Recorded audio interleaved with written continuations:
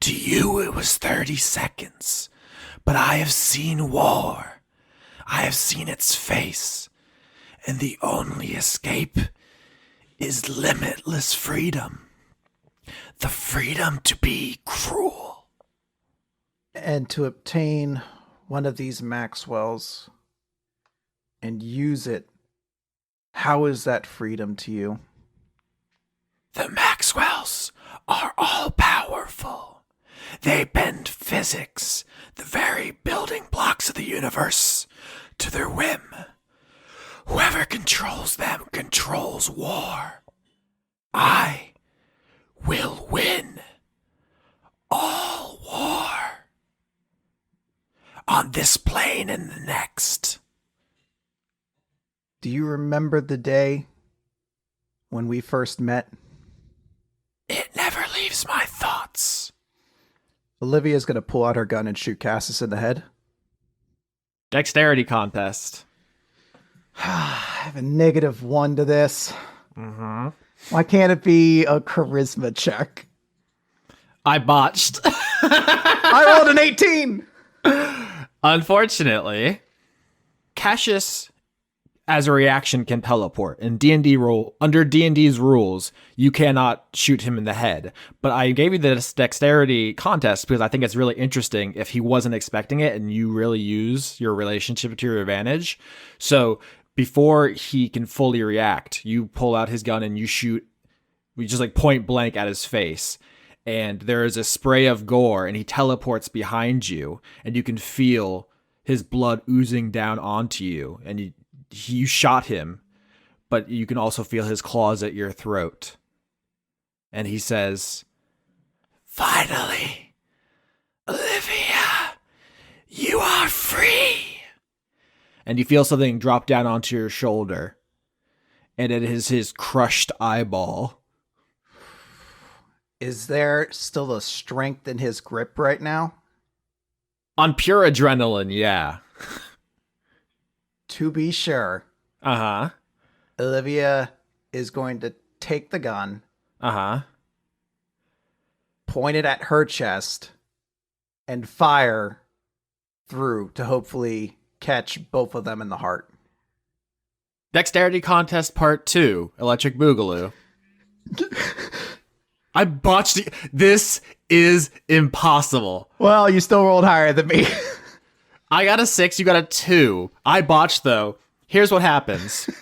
Dr. Adler turns the gun on herself to try to murder-suicide Cassius, and he teleports again. But this time, holding Dr. Adler, and not to another place in this interrogation room, to somewhere else entirely, and you hit the ground with a startling ferocity. The gun goes off, and you Dr. Adler and Cassius are shot and bleeding on the ground, but it's not the heart shot you were looking for. And both of you roll sprawling onto the ground, and you are immediately cognizant of the sound of marching and screaming and battle, the clash of steel. Do I know where this is? Religion. 17. Cassius has teleported you both to Acteron, outer plane of lawful evil, the infernal battlefield, the afterlife of soldiers, where war is waged eternally, and where he went when he died in that crash before you brought him back.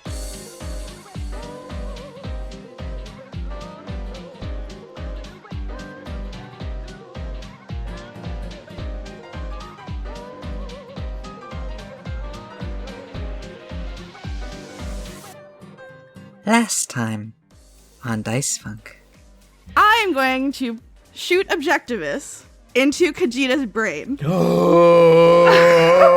I want to get a sun with my sun gun! In the colony, when a tadpole undergoes metamorphosis, the psychic labor is divided throughout the hive mind. We're all one. What if everybody holds hands and we all connect? because Olivia's not going into the hive mind, she won't see that we did press the button on that box that we all deny that we pressed. I mean, it's maybe more important that she'll never know that Dregg still killed that one Bionoid. Hey, Oh, yeah. spoilers for the things I'm about to drop on people. You're gonna regret that when I'm in space and you never get to see me. That's a last thing to say to him before you leave. Yeah, I think Sasha regrets that. Say hello to the Maxwells. What do you think about them? I hate them. Khajiit watches the destruction of Rygaria. It is dead and lifeless before he scours it clean. All that's left of them is the 13 primary bodies on Pel 3 here, sharing the sun with dragons. the sun dragons. Yeah, they live here. This is the natural habitat of the moth folk, the sun. Are they like astral projecting? They're ethereal. Yeah, we got a big sun child. He gave us lots of information, but he's not going to be able to do the spells for a bit. There's another dragon that could probably help us do the spells, but he's still a bit of a space racist. So you know how we all just became one in the hive mind? I think I might be the conduit of brotherhood now. Ah, my boys! That is not good. We may need to destroy our ship.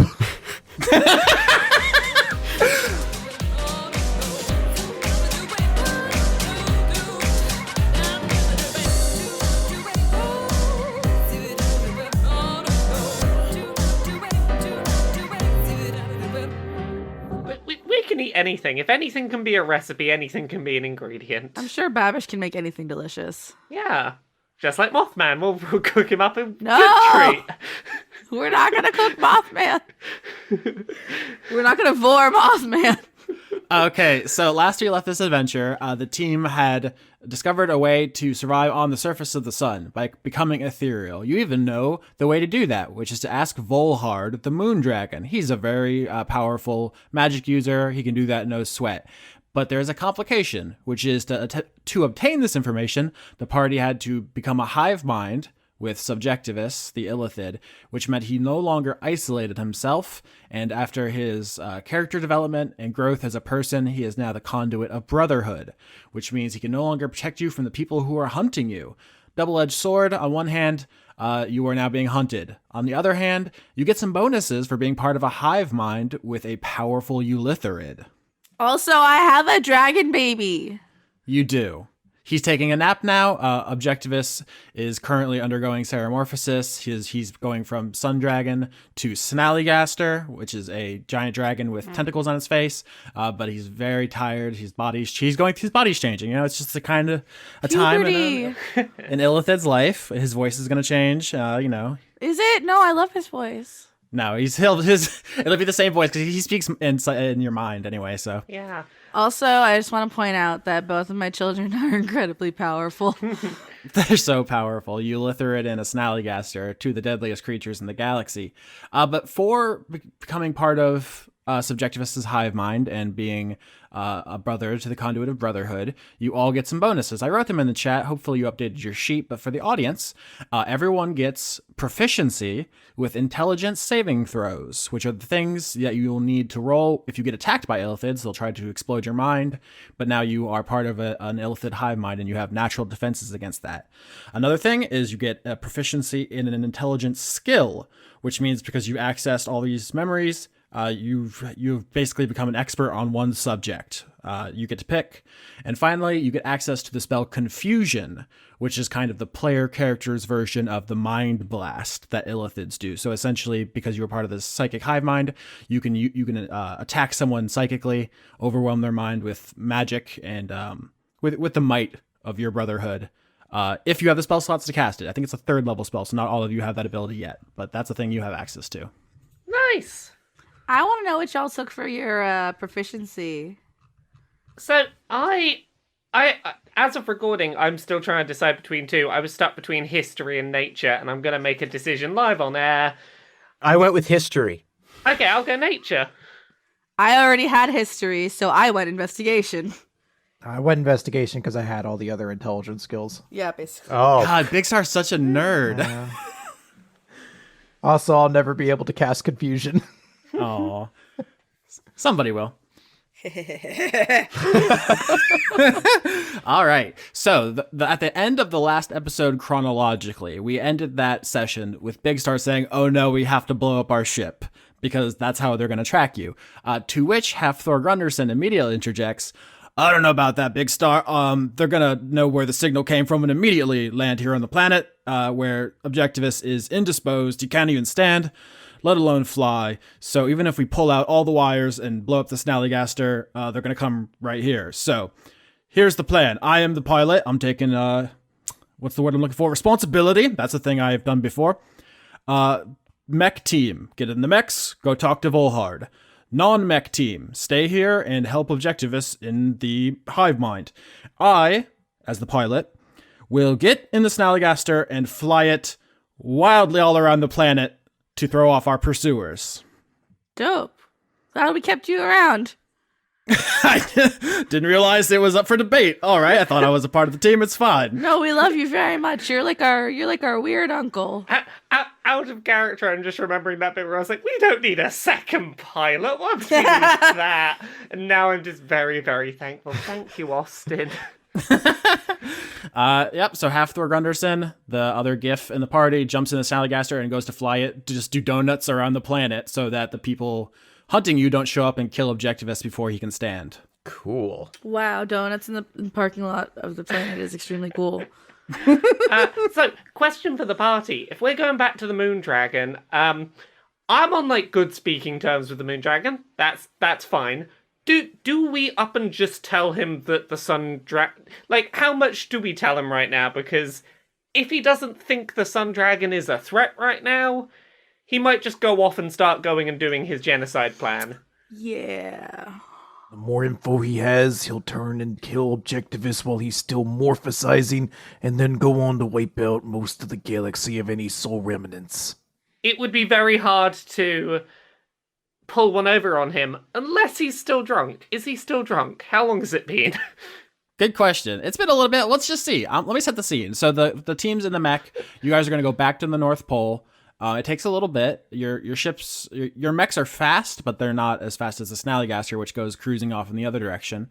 The four of you come over like a ridge of mountains to see the Black Frost Palace, and there are dragons outside assembled, about 24, all of all different colors, different metal ones, and in front of them is Volhard, the moon dragon, who is a long Central American serpent style dragon, 2 feathered wings, all of his scales a kind of shiny white, like reflected moonlight, and you see that they're all masked for something, almost as if they're waiting for you. No. So, I don't like it. So, we're going to start a conversation in a second, but out of character, one card that has just come into my head that we could maybe play is we just solo took down the Sun Dragon, that thing that you didn't think you could do. Do you really want to start a fight with us? If the worst comes to worst, that is a card I guess we could play. I don't have any more tadpoles to shoot into people's brains. They don't need to know that. So for now, Captain Melbeck's going to land down and just say, "Hello, everyone. How are things? What's up? How How'd you How you do? doing? How's it hanging?" Hello, Captain. It's me, Volhard, newly sobered up from our previous adventures. Of course, all of us here are aware of the goings-on, pursuant to the fact the planet's being swarmed by the Soul military as we speak. In addition to powerful magics, of course, we do have internet access. Yeah, and Yeah. I do love the internet. The internet's what's great. the It's Wi-Fi covered in password? memes. No, Lauren, that was so funny. You got stepped on. What's the Wi-Fi password? The Wi-Fi password is, "What have you done?" With regards to what? Volhard turns towards you specifically, Captain. You're the one that he respects. Yeah, so, very quickly, can you give us a quick recap, because it's been a couple of weeks, on exactly what it is the Moon Dragon wants?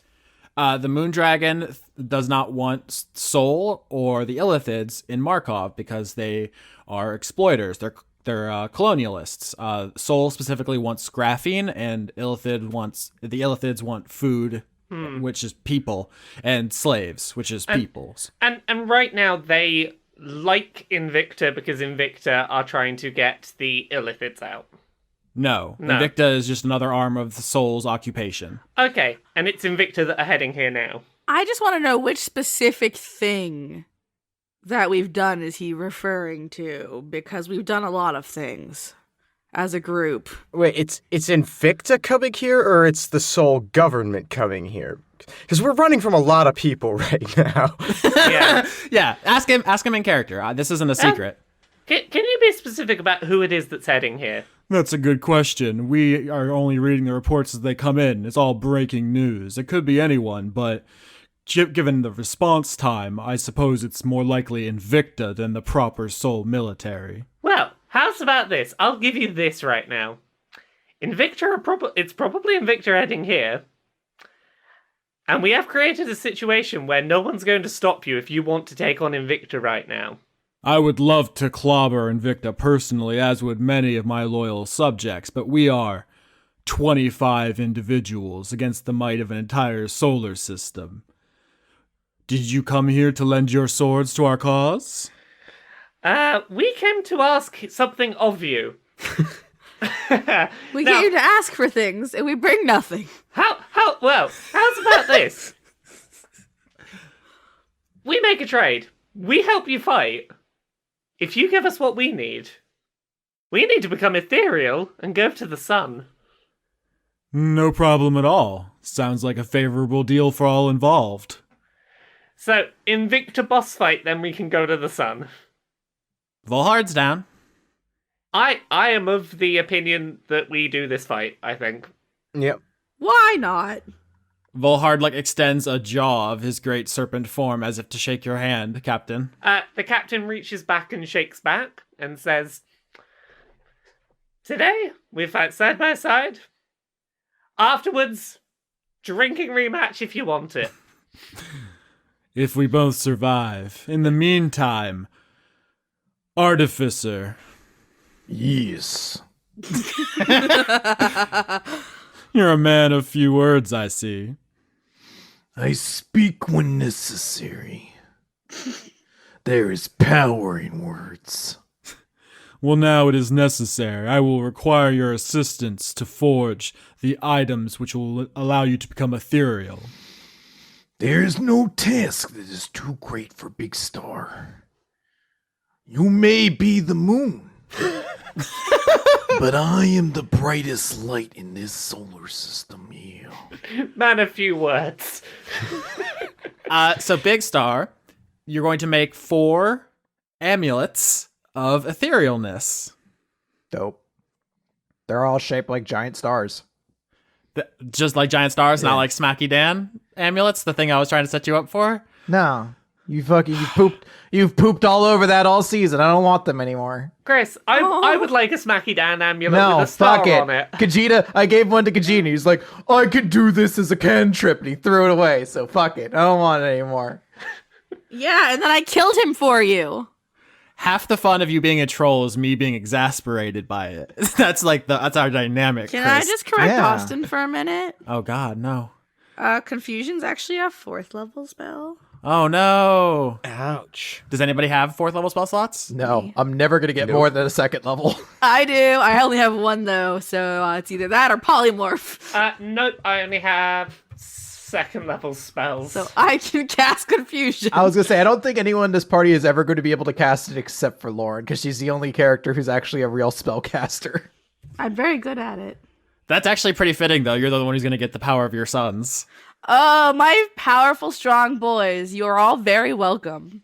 If you want Austin, though, I will go back to trolling you. Volhard's voice changed between sessions, or has he always sounded like Wally Gator? I don't know what that is. He's always been sounded snooty. I've always imagined him as the guy who has the nice summer camp across the lake from the poor kid summer camp. Did you say that you don't know who Wally Gator is? Correct. You sweet summer baby. I don't either. Yeah, I actually have no clue what you're talking about. I'm on the winning side for once, Chris. You're ridiculous, all of you. All right. We're ridiculous because we don't. Actually, I do love alligators. Watch some fucking cartoons back in the day, goddammit. I was watching Sailor Moon like a weeb. High five. So Big Star is going to craft some amulets or I'm sorry, do you want to make them star stickers now because you're having a Like tantrum? decals for our mechs? Oh, okay. Yeah, Wally Gator. Yeah, okay. Yeah, thank you. It's Hanna-Barbera. Chris, Hold on, I want to Google Wally Gator. Chris, this is your moment to use your artificing powers. Cool. They look like stars. Thanks, Austin. Okay. Oh, now I know who Wally Gator is. So what comedian did they rip off for Wally Gator? Because that's all Hanna-Barbera did. Oh, Ed Wynn. Okay. Oh, it's the gator with the hat and the collar and the fucking sleeve cuffs, but no actual shirt. Chris, I've got an idea for what the artificer things could look like. It's Austin throwing away the Smacky Damn amulet and you looking very angry at him as just a decal. That gives Austin something. I want him to have nothing. I like the Jackie Chan adventures for the record. It's just funnier if I'm upset by Chris's constant shenanigans than if I was stone-faced because this is a comedy show. All right. So, Big Star is going to craft the items. They look like dick butt. Thank Yeah, you. they do. I hate it. I love it. I get jokes. While Volhard casts etherealness on them, so you're basically collaborating on some artificer material. I don't know if you've ever explained, Chris, that your class can make magic items. Yes, that's ultimately the entire idea behind artificers is that they are the magic item creators of the Dungeons and Dragons universe. They are specialized in using magic through technology. So that is why Big Star is also an engineer, because that's how spaceships and everything works, an element of magic running through them. Yep, and you actually started with 2 magic items. Your sunglasses, which let you see invisible things, and there was another one? Yes. It was a spectral lamp that I believe is an implant in Big Star's shoulder. So it lifts out when he needs it. All right, so you're going to make the amulets of etherealness. Volhard tells you that the spell only lasts for 8 hours. And the sun is enormous. So he has no idea how long you're going to need to be on there. So you don't want to activate them until the last minute, which is why he's actually made them heat activated. So you're going to put 4 amulets on your 4 mechs. And when they get close enough to the sun where you would be killed, instead it will activate and you will become ethereal. You and everything inside your mech. Dope. In the meantime, with this crafting going on in the background, because I think artificing takes like an hour to imprint, so we have Half-Lord Grunderson just doing donuts in the parking lot with the Snallygaster. Objectivists and the rest of the crew are in the hive mind, recuperating. Let's have some kind of almost mini downtime scenes here where you guys prepare for this big battle with Invicta. I actually have some conversation I would like to have. Are you prepared? Yeah. As prepared as ever. JK, I don't care. I'm going to do it anyway. I'm just kidding. I love you. Please don't be mad at me. Please. I'm not mad at you. Sasha. Oh, now I'm mad at you. Yeah. The big pink dragon comes over to you, Yeah. Akira, who I guess turns back into a hippo, so she can talk to you, person to person at eye level. And she Sup, said, homie? she says, "I've never seen such a powerful love before between you and your sons. It's inspiring." I don't know, we bonded, and I want to be a better parent than my dad was, so you gotta love your sons. Is it it's a spite love? No, they're good boys. Are they? I haven't met many illithids, but usually they try to kill everyone. These two don't. Flashback to Objectivist trying to feed you to laboratory animals. But he doesn't anymore. I taught him.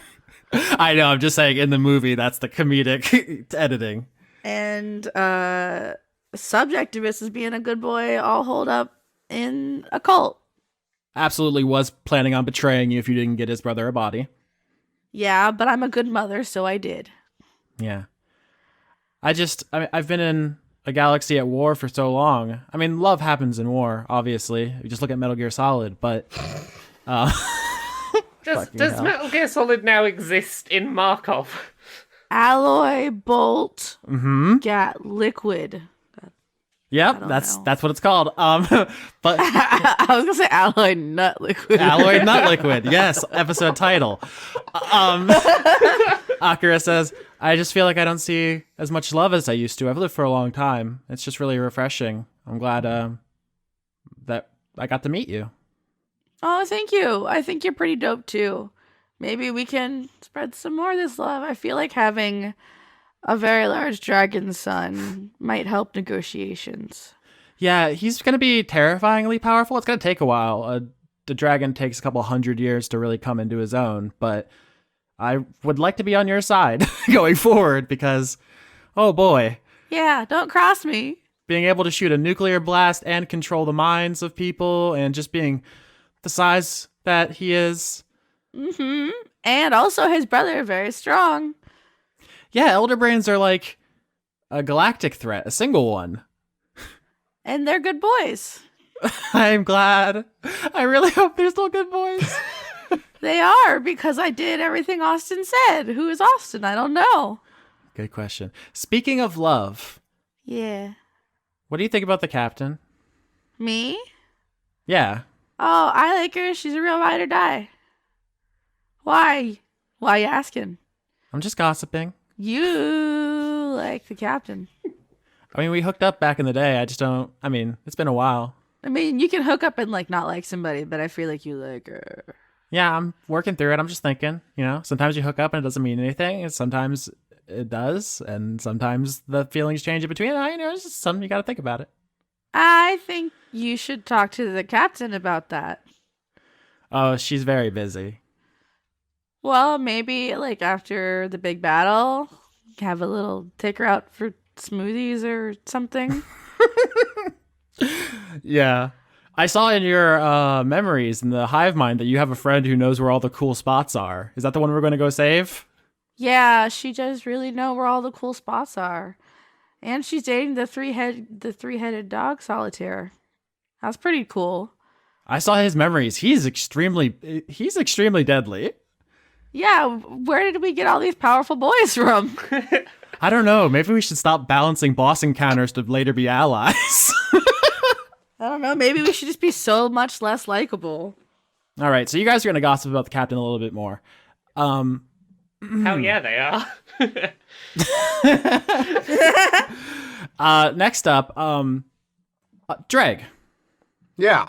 Dregg, after Volhard finishes putting some ethereal magic into the emblems, and it's up to Big Star to finish the process, Volhard's going to take Eladrin form. Eladrins are kind of very fancy elves, and I think if you're still in your mech, just like post up on your mech shoulder and just being like, "Ogre, are you in there?" Sorry. That was so funny. Yes. Oh, wonderful. I was doing some research after we met for the first time. I'm not well versed in ogre history, but it's come to my attention that the ogres are an oppressed minority on your home planet. I'm not on my home planet.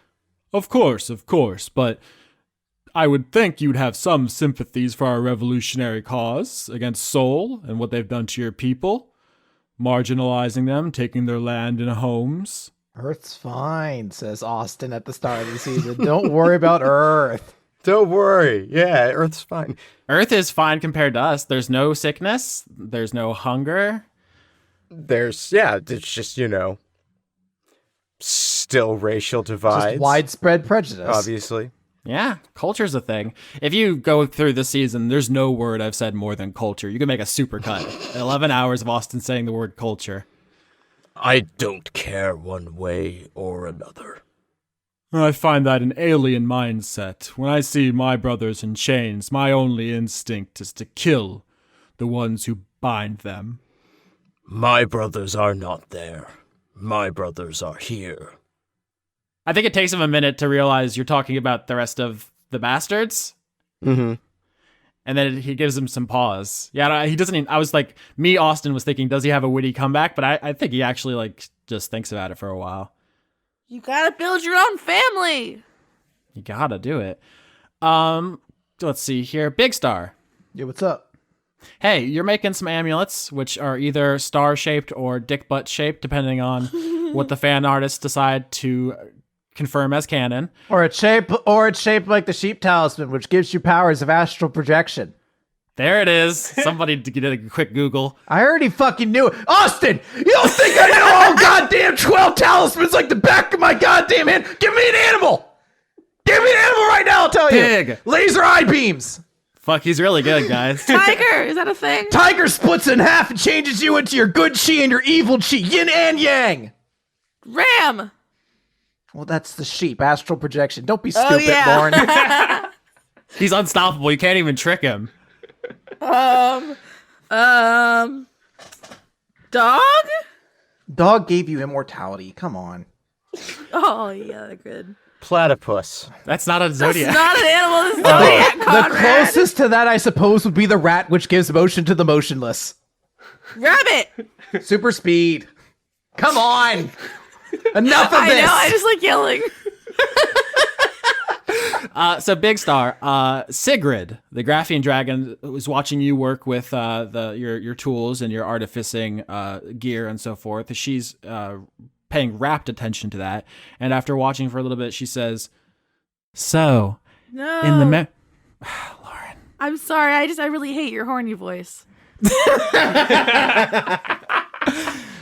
So there were an awful lot of battle scenes we all witnessed in the hive mind. I think the other members of your group didn't pay very close attention to their contents."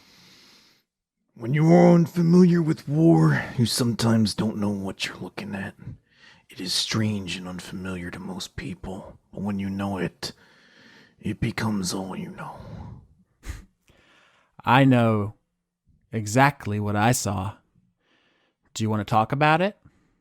I've made peace with the man that I was, and I have dedicated myself going forward to changing who I am. How many gun arms does a man have to build to absolve himself of war crimes? Oh, that was Dylan's lyric, I think, yeah? It's spoken like somebody who doesn't want to get a dragon arm built for them later. Dragon gun arm. Oh no, I very much want a dragon gun arm. I just want to commiserate. I want to hear you say it. I like how Chris was like, I don't want to have a tragic backstory anymore. And Austin's like, give it to me. This is all my choice, actually. Oh, really? Yeah. Oh, way to I go, love you, Chris. Chris. I can't play anything without making it dramatic at some point. It's because you're so good. At the time, it made a lot of sense. The Illithids, they killed, they took over the bodies. It was a war where they strengthened their own while killing us. They came to our doorstep. That was a long time ago.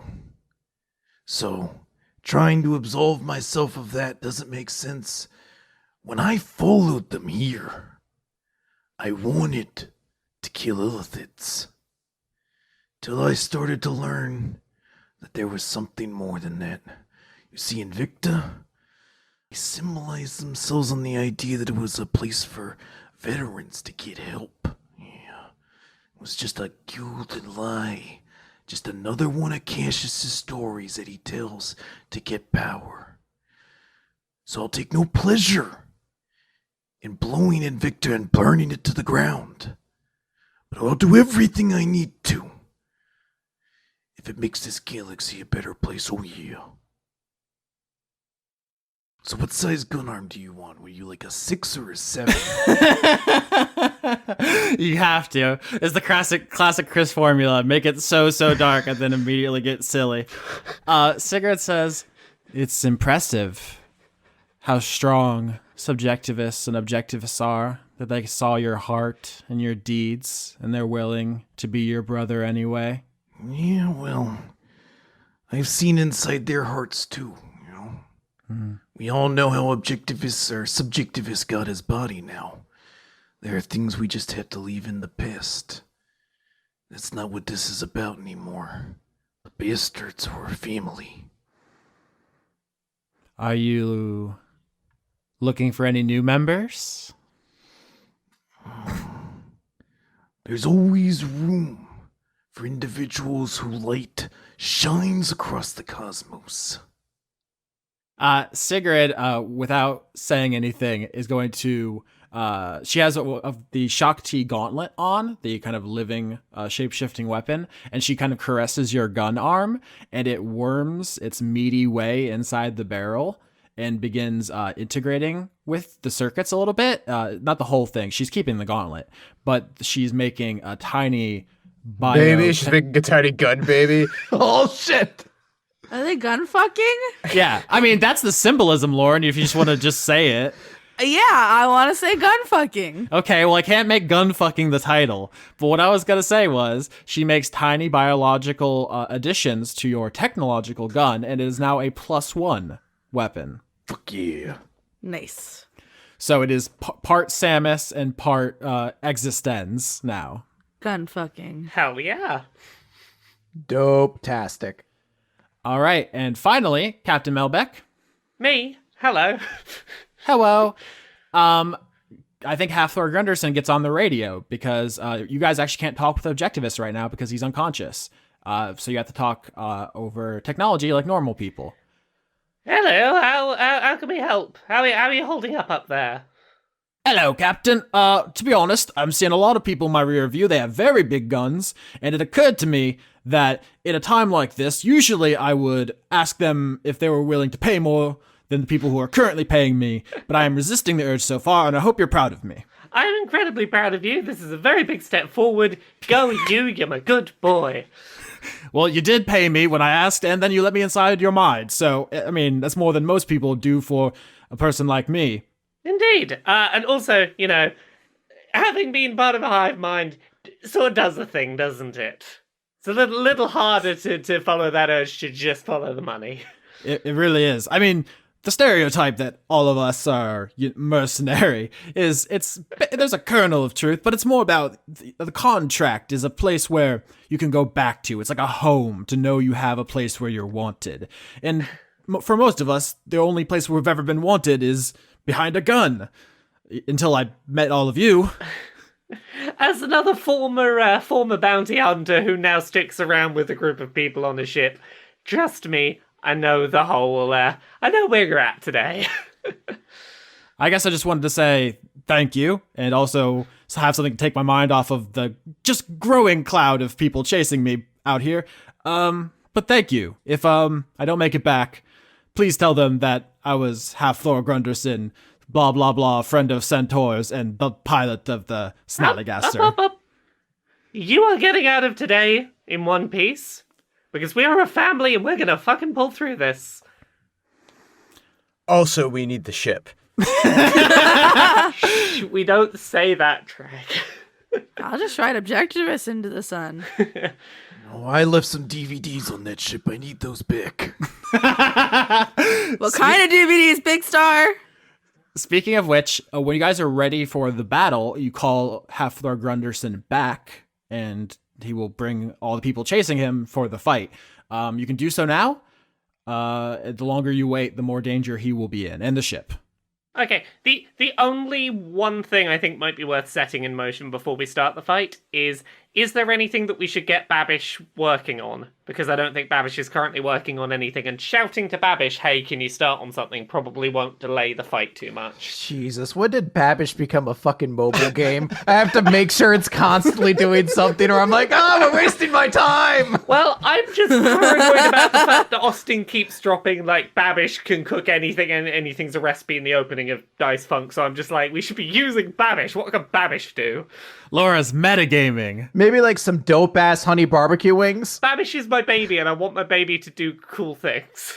WWBC. What would Babish What cook? would Babish cook? Here's the thing. If none of you come up with, like, a literal useful suggestion of what Babish can be doing, I'm just gonna ask Babish to make, like, sweet treats that I can give to Akira later. So, like, you know, you might as well do something useful with them. Can he make a giant net to catch all the enemies? Like a cartoon. He's in the hive mind. He's helping Objectivist. So I should probably say this okay. out loud. Objectivist, if you want him to be ready to fight Invicta, it's gonna. I mean, like I said, it takes weeks for Ceramorphosis under ideal circumstances. So to save Olivia, he's going to need all the rest he can get, and every person who's in his hive mind helps. So that is what Babish is actually doing. I just completely mentally forgot he was in the hive mind for a second. Okay, in that case, captain's orders, we go start the fight. Okay. I do love to fight. To the battle! All right, so Volhard and Big Star affix the medallions to your 4 mechs. When they reach the sun, that will activate, and you will all become as ghosts. In the meantime, Halflor Grunderson turns the Snallygaster around and goes full speed towards the North Pole. You can hear him before you can see him, streaking across the sky, blasting through the sound barrier, pursued by 200 ships and mechs, let's say. Woof. That's fun. Okay.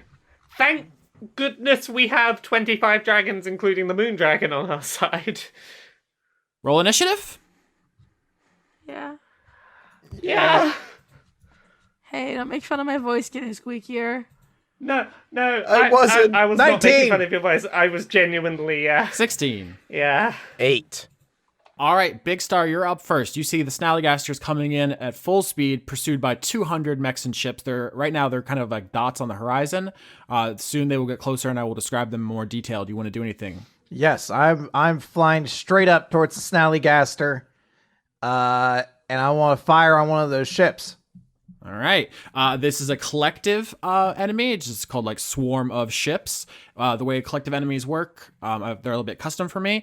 The more as you damage them, they will do less damage because that represents there being fewer of them. So right now they're going to do maximum damage. The more you attack, the less they do. 27 to hit. Hits. Cool. That is going to do. You only have 1 attack as Big Star? Well, that's just Big Star, and then tell Steve Dave 2.0 will attack. He's going to take a running leap off of a polar mountain and try to He's kick. going to be launched off. He has little jetpacks, obviously. I build them with those. So 26 thunder and piercing damage. Yikes. As Big Star uses his giant star cannon on the front of his ship to blast away a bunch of Invicta ships. And then Absolutely.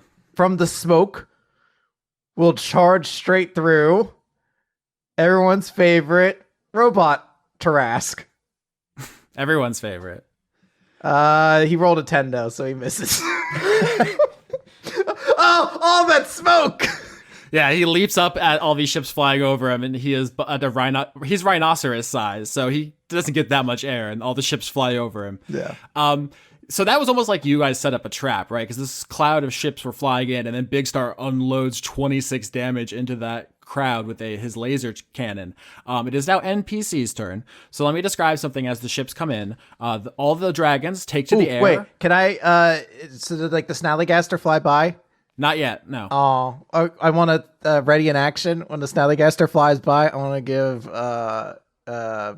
Grundy a thumbs up. Okay, that's not really readying an action. You get 1 free interaction. Okay, well, I'm going to ready an interaction where I give a thumbs up to Grundy when he flies by. Austin's like, let's just fight, please. He'll probably do it upside down, like Yeah. in Top Gun, Yeah. So the ships are coming in. The dragons take to the air. Just 24 dragons all take to the air. Red, green, black, red, metal, purple, steel. There's just every kind of dragon. As this cloud of dragons rises into the air, they begin using their breath weapons on the incoming ships, and the ships start firing their lasers and missiles, and there is a full-on just sky battle over the North Pole. You see the Black Frost Fortress is like the center of this. They're all fighting over it. It's very like choreographed all around you. But in addition to the collective enemy, like swarm of ships, which you can all attack and which will be attacking all of you, there is one unique enemy I would like to draw your attention to. Yes. Go on. Tell me about it, stud. Don't say that. Vetoed. Oh, Big Mac. Oh no. What do you have against Greece? That's Big Mac. Why does it have an enormous, like, jet engine penis? That is its wing. That's part of it. The wing is hanging down from behind it. No, like, the front's like... No, he's talking about the cockpit, the literal cockpit. Yeah, like, it's... I used the image from Zone of the Enders, which the mechs famously all have mech penises.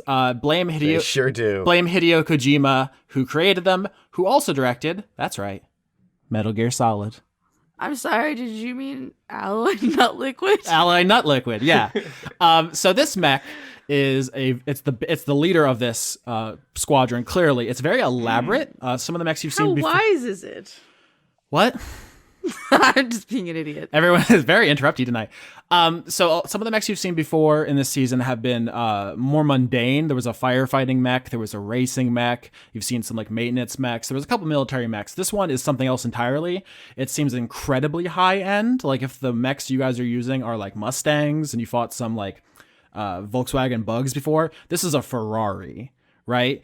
In fact, it's a Crown. That is the brand, that is the corporation. The ones you're driving are Legrand mechs. This is a Crown. They make the top of the line stuff, and in fact they don't even use like an animal theme names. A thing with luxury vehicles is like the Audi R8 or the Jaguar XJ220. They just use like numbers and letters. This is a Crown NJD. Cool. Not just Daddy. Not just daddy. Thanks for the save, Lauren. It is very elegant. It has huge wings. Like most mechs have booster rockets on their back, which kind of look like wings, or they have kind of a wing styling. This just has wings. It has very slender legs, so that it's not weighed down, and it has a very like almost predatory kind of head that looks like it has jaws to bite, even though it's a mech, which it shouldn't do. This mech looks familiar to one of you. Is it me? It's not just daddy. Oh no, it is Daddy. Oh, so you're saying I shouldn't turn it into a mouse? This mech pilot comes on over the radio to everyone here and says, "Remember, the ambassador wants the ogre alive, and nobody touches the pilot in the Shiba Inu." Can I contact that mech somehow? You sure can. Everyone has a fully like Skyped in mech. I'm gonna call it and be like, hey Dad, how about you leave? Everybody, you get a full screen image of the pilot of the Crown mech. It is a great horned owl. He big. Sasha, you know the Crown NJD very well. You see him on the weekends out polishing it in the mech garage out back, playing music from his teenage years very loudly and drinking beers. You had a different name for the mech. I did. Scribbles. Squirtles? Scribbles. The NJD. Not just Daddy. Not just daddy. New Jersey Devil. New Jersey Devil. Oh, that one's lame, but okay. Take that, New Jersey. You hate it, but you see the mech has a kind of New Jersey Devil style appearance to it with its gaunt features, its big wings, and its cruel jaws. That is the mech that he bought with all of his money from being a war hero. That's why he has access to funds that most people don't, and he used it to have a midlife crisis with this mech. Cool. Mr. Grier sees you on the monitor and says, "Are you okay, Sassy Bean? Are you hurt?" No, yes, I am hurt that you are here trying to murder my friends/family. Don't be dramatic. Come on, I'm here to save you. Let's go. I don't need saving. I'm an adult. Just because I talk like an idiot doesn't mean I'm not smart and strong. You're a wanted criminal now. Yeah, it's extremely cool. You're killing your mother. Do you know that? You know Mom was a fucking hippie. She don't give a shit. Hippies don't become intergalactic wanted fugitives. They do a little bit of drugs and make bad music, and then they grow up and become chemists. Well, you know what? I have adopted children now, and... Excuse me? Yes, I have adopted children, and they're illithids, and so I hope you are proud of me, Dad, because I'm gonna solve the whole thing with love and peace, because I'm tired of your way of anger and violence. It sucks, and I hate it. And I don't hate you, but I almost said it. This is Corporal Grier, Ghost Company. I'm going to need you guys to focus fire on the Shiba Inu. We need to disable it as quickly as possible for extraction. Take the ogre alive if you can. Everyone else, no one else leaves. I'm not going to let you kill my friends, Dad. I don't know if we're allowed to do this because, like, you know, it's not our turn and movement and stuff. But in my head, I just want all of us to just pile up in front of Sasha's mech now and just be like, "Nope, we are the family here." Yeah, we can roleplay that, certainly.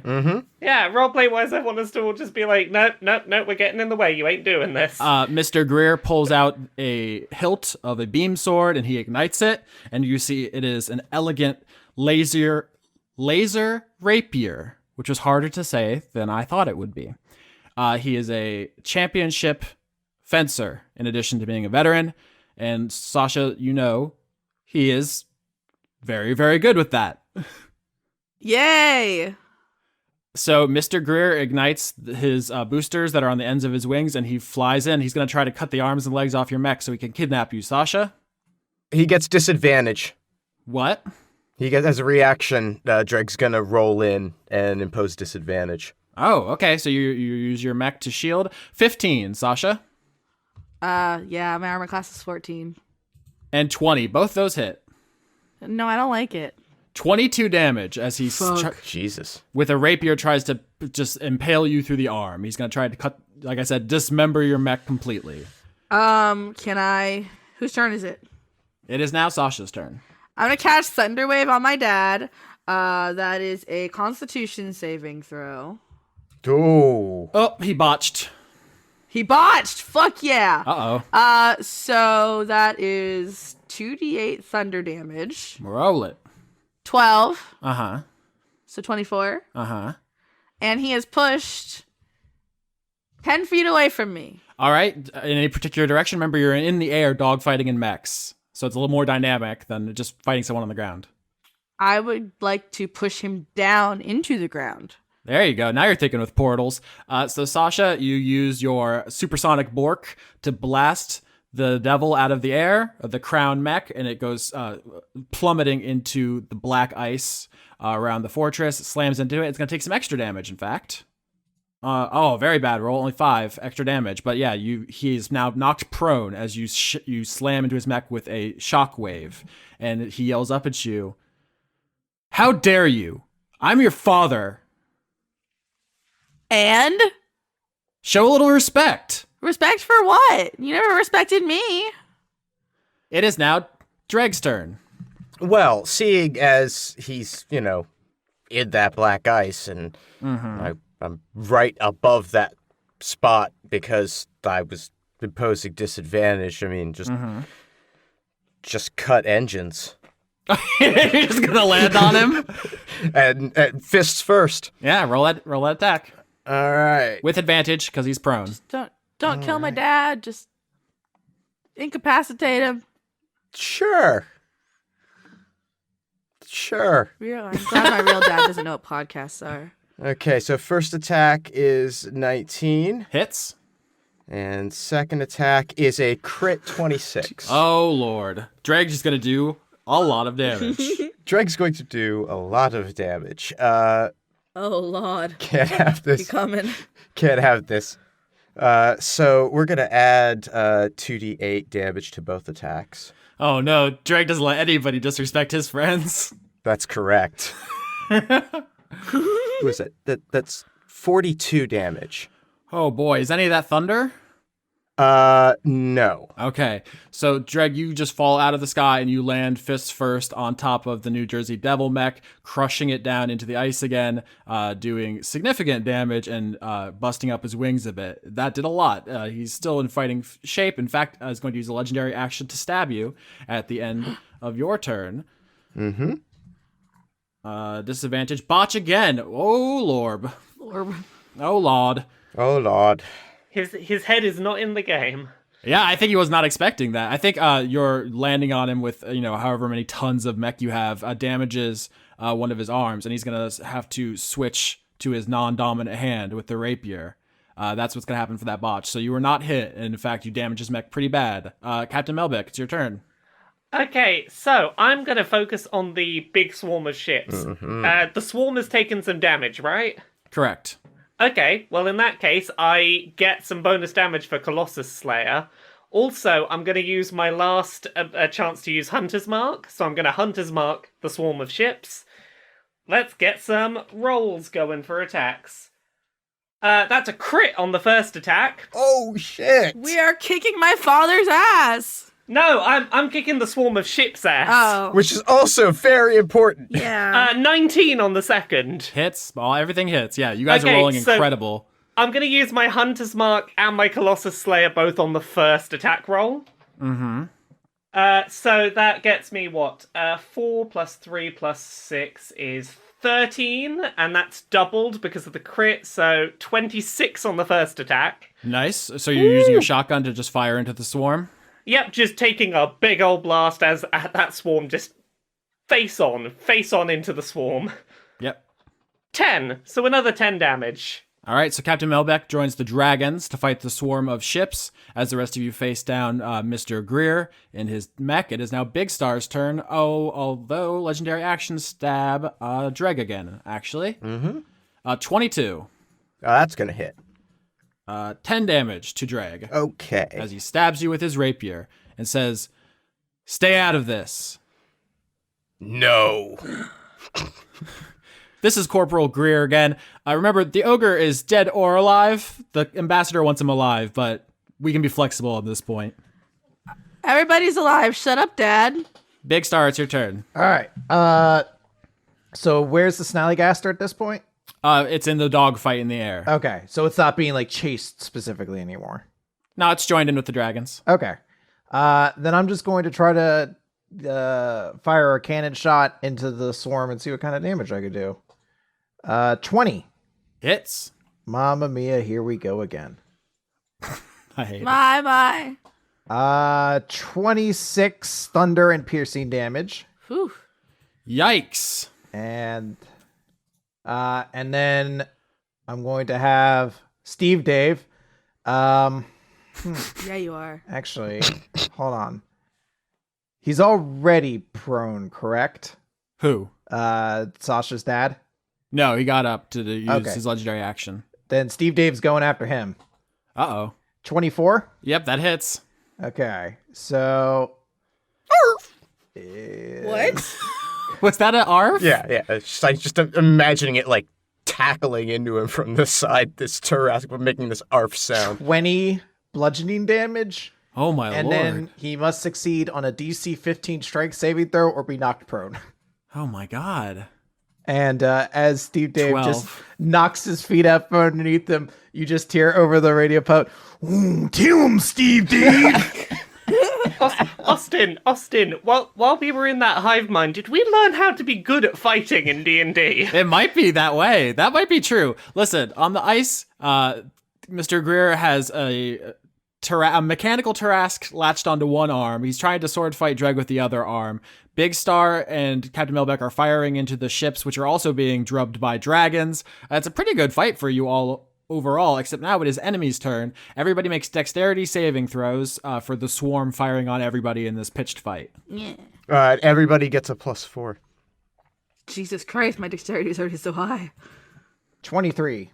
Success. 16. Success. What? 12? Fail. I'm gonna use a reroll on that. 28. Just a sec. I'm doing. Success. That's now 24. Everyone succeeds, so everyone takes half damage, which means only 4. Bad roll. Oh, really, really low. I am cursed. Maybe I shouldn't have wasted a reroll on that. Nah. That's just stray fire from lasers and missiles in the middle of this big pitched battle. 200 ships and mechs fighting you guys. And then it is Mr. Grier's turn. He is prone, so he's going to have to use, I think, half his movement to stand up. And he's going to stab Dregg and Steve Dave. Do you have stats for Steve Dave ready? Yep. 17 to Dregg, 22 to Steve Dave. Miss. 17 's He's a hit. He's made of super steel. You are a wiener. You're a wiener. Rude. 11 Okay. and 6. 11 to Dregg, 6 to Steve Dave as he stabs both of you with his laser rapier. Okay.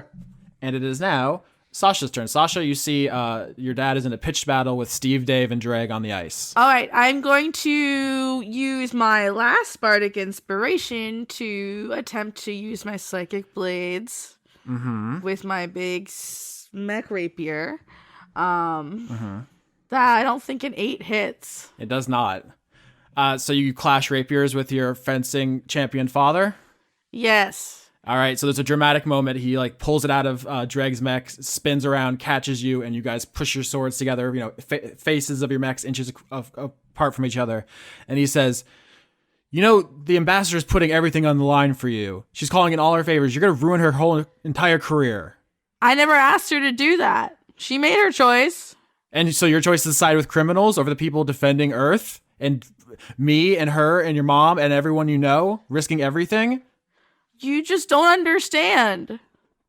You just blindly hate. You think you hate anything different. I don't hate anything. I don't hate anybody. What are you talking about? I have illicit sons, Dad. No, you don't. That's a I preposterous do. thing to say. They, not technically, but they are mine and we love each other. And I'm part of a hive mind and you can suck my dick. That's literally nonsense. All right, she's under mind control. We need to, everyone. I'm not. Just because I'm saying things you don't like doesn't mean I'm under mind control all the time. You say that every time.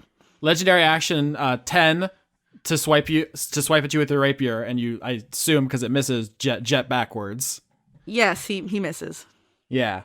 It is now Dregg's turn.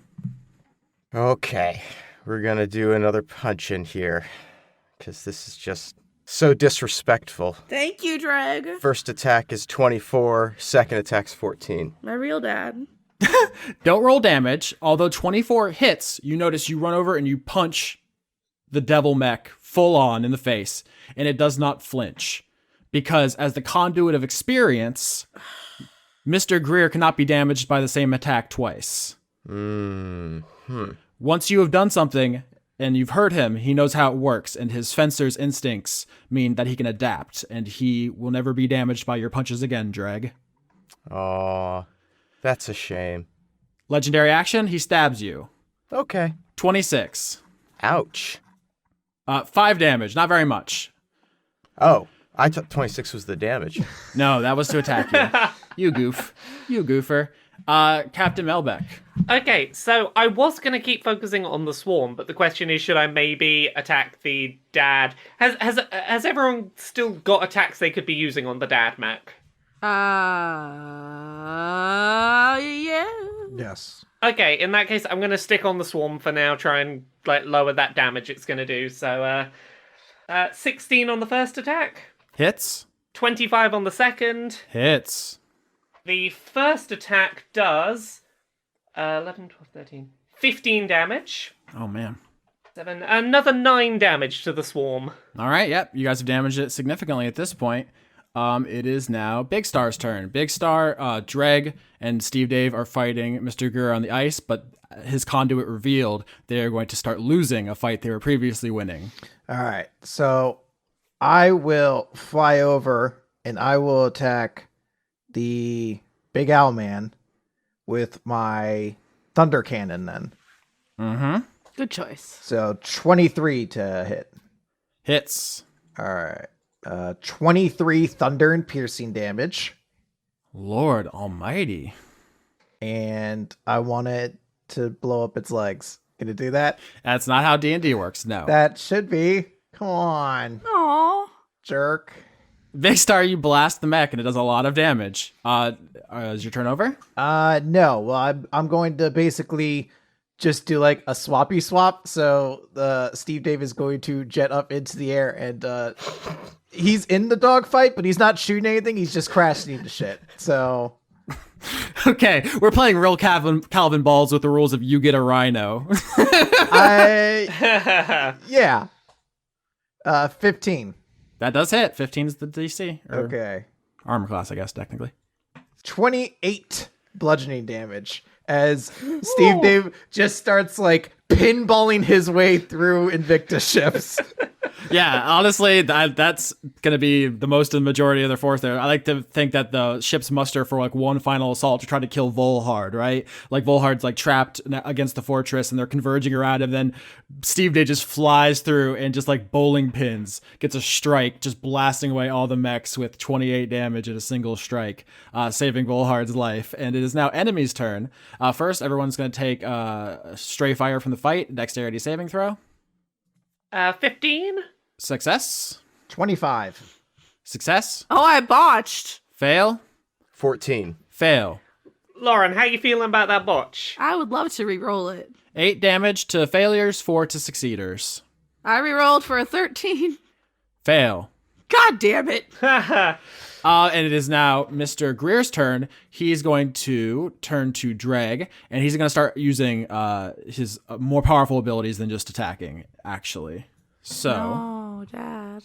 he turns on all the jets on the back of his crown mech. It lights up like you see the seams glow with magic. His rapier roars with energy, like it doubles in size, and he lunges forward. He's going to do a killing stroke on Dregg. 24, 33, action surge to attack again. 17. Dregg, do those hit? All of those hit. Uh-oh. Uh-oh. Uh-oh. Yep. Uh-oh. Like how he Yep. says, uh-oh, he has a plus 14 to fucking hit. You use a special ability. Oh. 21 damage as he slashes or stabs. So 21 damage as he thrusts his rapier into Dregg's mech. Yeah, that's bad. How are you doing, Dregg, health-wise? Oh, that actually puts Dregg at 0. Exactly at 0? No, actually -3. All right, on the ice below, Mr. Grier impales the Mastiff. It's my turn, right? Yes, Sasha, it's your turn. Dregg, just get... Dissonant Whispers, wisdom saving throw. Wisdom is not his forte, actually. He's a fucking owl. That's a stereotype. 1. Oh, I'm going to. So that's what 3d6 psychic damage. Mm-hmm. And you also have to use your action to move as far away from me as possible, Uh-oh. aka as far away from Dregg as possible. Yep. That's only 13 damage. It is, but with so describe to me what you whisper. This is it. He's gonna run away. What do you whisper to him that is so terrifying that he retreats from this fight? You are a terrible father, and if you loved me at all, you would have stopped this years ago. He pulls his rapier out of the stomach of Dregg's mech, which falls back onto the ice, and then he turns and ignites his booster rockets to flee the fight. And he says, "You've destroyed this family, Sasha." I didn't destroy it, you did. I have a new family now, one that actually cares about what I want. You're dead to me. Didn't you say that when I dropped out of college, too? I think you probably got a lot of mileage out of that one. He jets off. Bye, bitch. Captain Melbeck and the Dragons finish off the Invicta ships. Any stragglers escape, and the day is won. The Dragons have beaten Invicta and repelled their assault. Dregg is dying. I want to fly over to Dregg's ship. Mm-hmm. And since this was originally Olivia's mech, I can't remember because I made up a lot of nonsense about what the Airboard Norbert could do. But I believe there was a way for her to like get into other mechs with it. Yeah, roll medicine to do what Olivia wanted the mech to do, which was heal other mechs. All right, well, instead of doing that, because that's not going to go very well, I'm going to use Cure Wounds instead. Oh, you can do that as an artificer? Yep. All right. We're an all-around support class that succeeds at very little. You don't need to, I mean, you can roll, but you automatically on Cure Wounds, no matter what you roll, will keep Dregg from dying. So that's good. You guys want to role play that scene? Yeah, so I imagine Big Star, technically this needs to be touch, but I like to think that the giant star cannon on his chest sometimes just shoots out awesome light full of cool stars, and that heals people. I want to roll medicine to use, I don't know, plants as band-aids or something. Dregg's gonna get 17 health back, and Big Star's gonna say, "Welcome back to the world of the living there, big fella." The captain flies down and goes, "If you want to use that tell us all to go away card, I know that's a bit difficult to do while in the mech, but just let us know." Dregg just pushes open the door of the mech and flops out. Thanks for sticking up for me. My dad's a dick. I'm really sorry about that.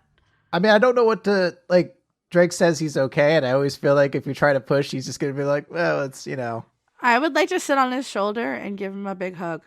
I like to think the best I could do as Big Star is start fixing his mech. That would be good. Yeah. Fix his mech, give him some space. Well, no, I mean, this is, like, precisely where we need to be. I mean, we need to go to the sun. Yeah. If this... Well, we've got everything we need now. Yep, Volhard comes over, lands, or not lands, he doesn't even have any legs, but, comes down to the ground level and says, very much grateful for your help there, adventurers. You showed those Invicta fools what's what. Well, it's not the first time we've had to fight off a bunch of people who we honestly should have had more trouble with. Seems to be the skill our group is okay at. Well, it doesn't hurt to have a couple dozen powerful dragons at your back. Oh, for sure. Certainly did not hurt.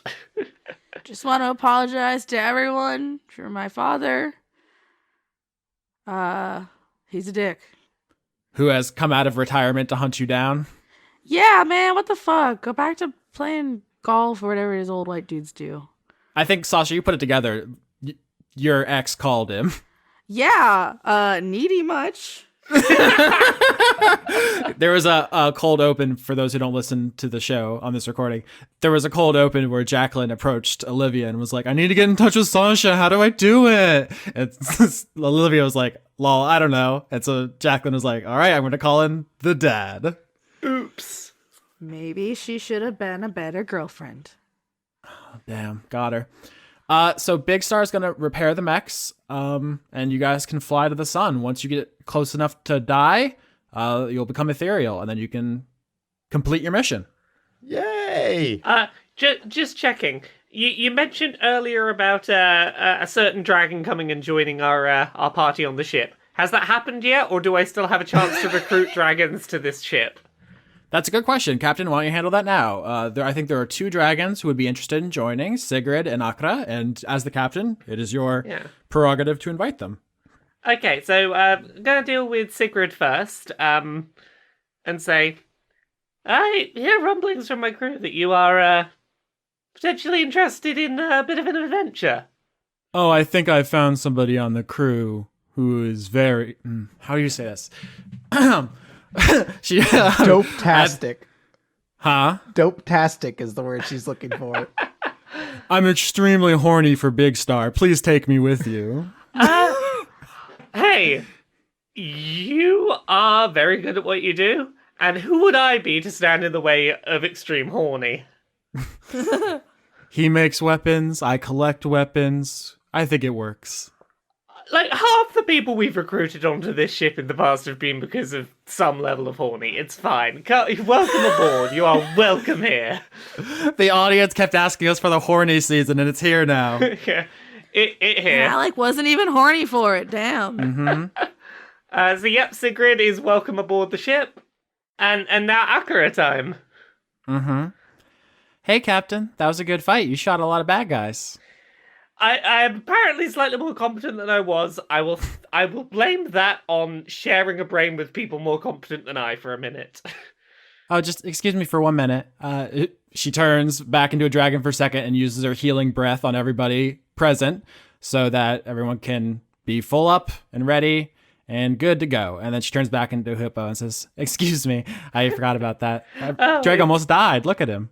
Oh, it's all right. I'm sure everyone could wait the couple of minutes it was. It's all right. But do you have anything planned now that this is all settled? I'm not really the planning ahead type. I kind of just go from place to place, meeting people, seeing what life has to offer. We have that in common. Yeah. See, this is the thing. Considering we have that in common, I don't know why we didn't just travel together to start with. I'm just gonna put this out there. Do you want to come travel with me?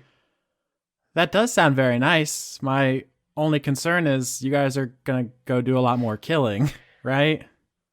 We're gonna do a lot more killing, but the hope is that we can do so that there'll be more love in the end. Like, Doing it for love, don't you see? Isn't that what everybody says? No one ever is like, I'm gonna go do a bunch of killing because I'm bad. There's Richard Ramirez did. Also, it's just refreshing to be around me and the love for my children.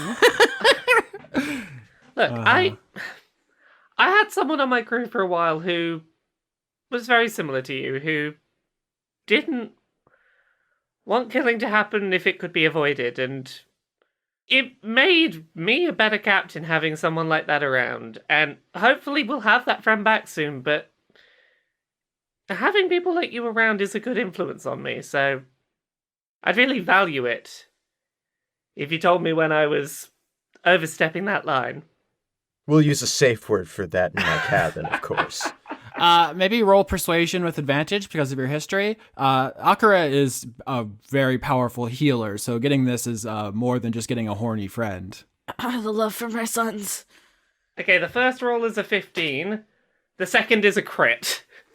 Well, with a crit, Akira says, well, I could probably do more good being there to patch people up than I would hanging with Volhard, waiting for the right moment to strike and start yet another war. So, sure, I'm in. You don't know how happy I am to hear that. I really am happy to have you around. We're gonna need a bigger ship.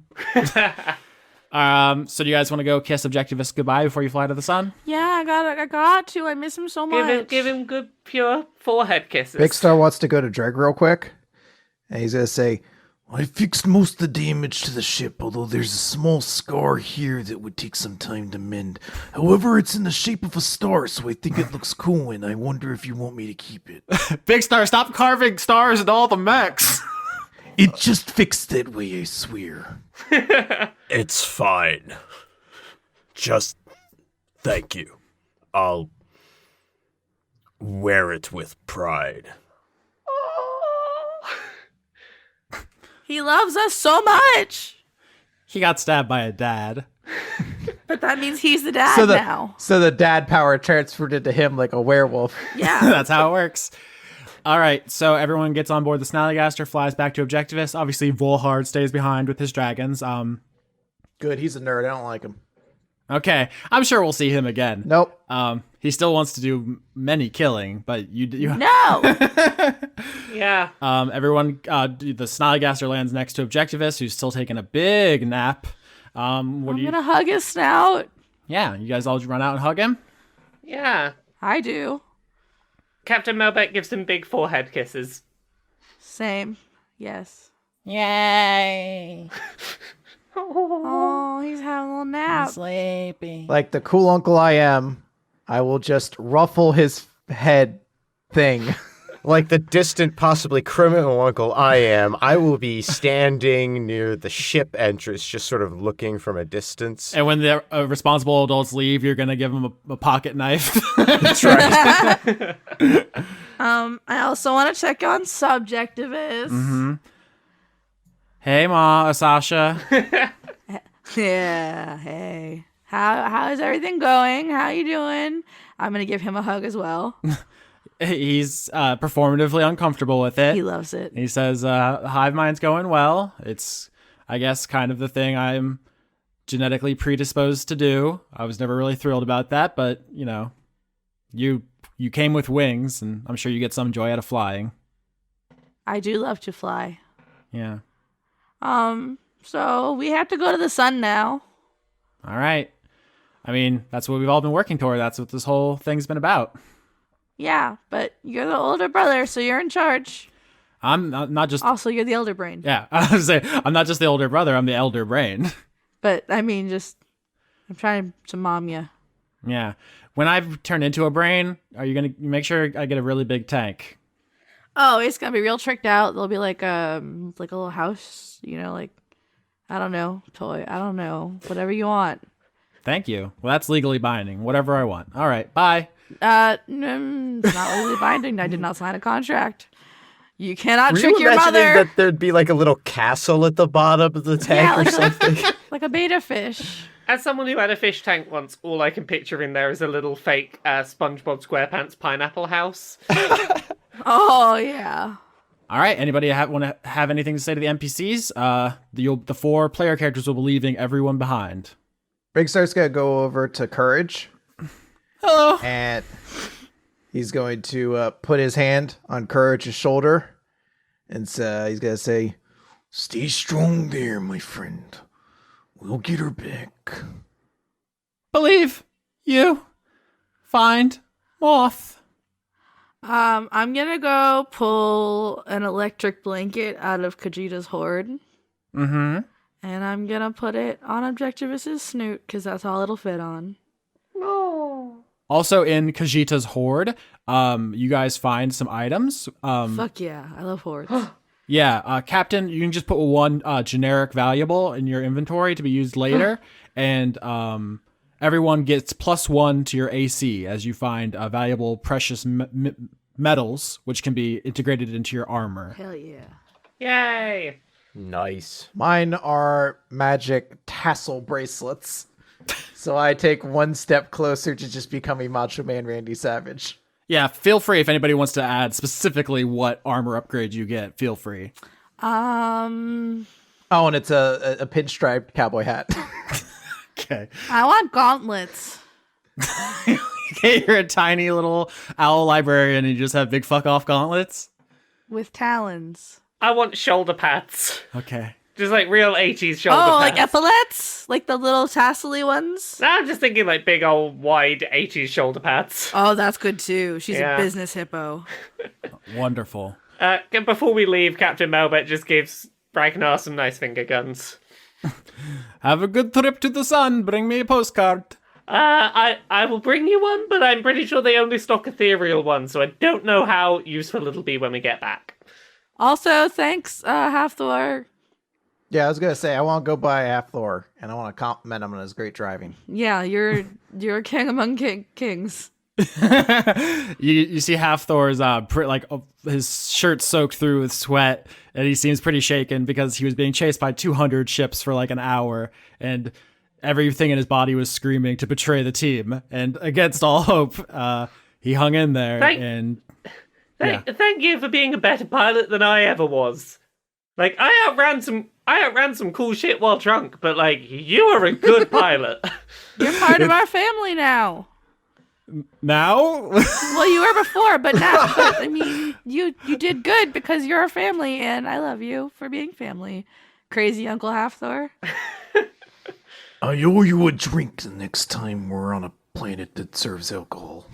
You forget I have a big stash in the ship. Like whatever you want to give him a drink, we've got it. That's good shit, though. You want to drink garbage. Speaking of which, now would be a good time to get anything out of the ship that you do not want to be lost in the fires of the sun.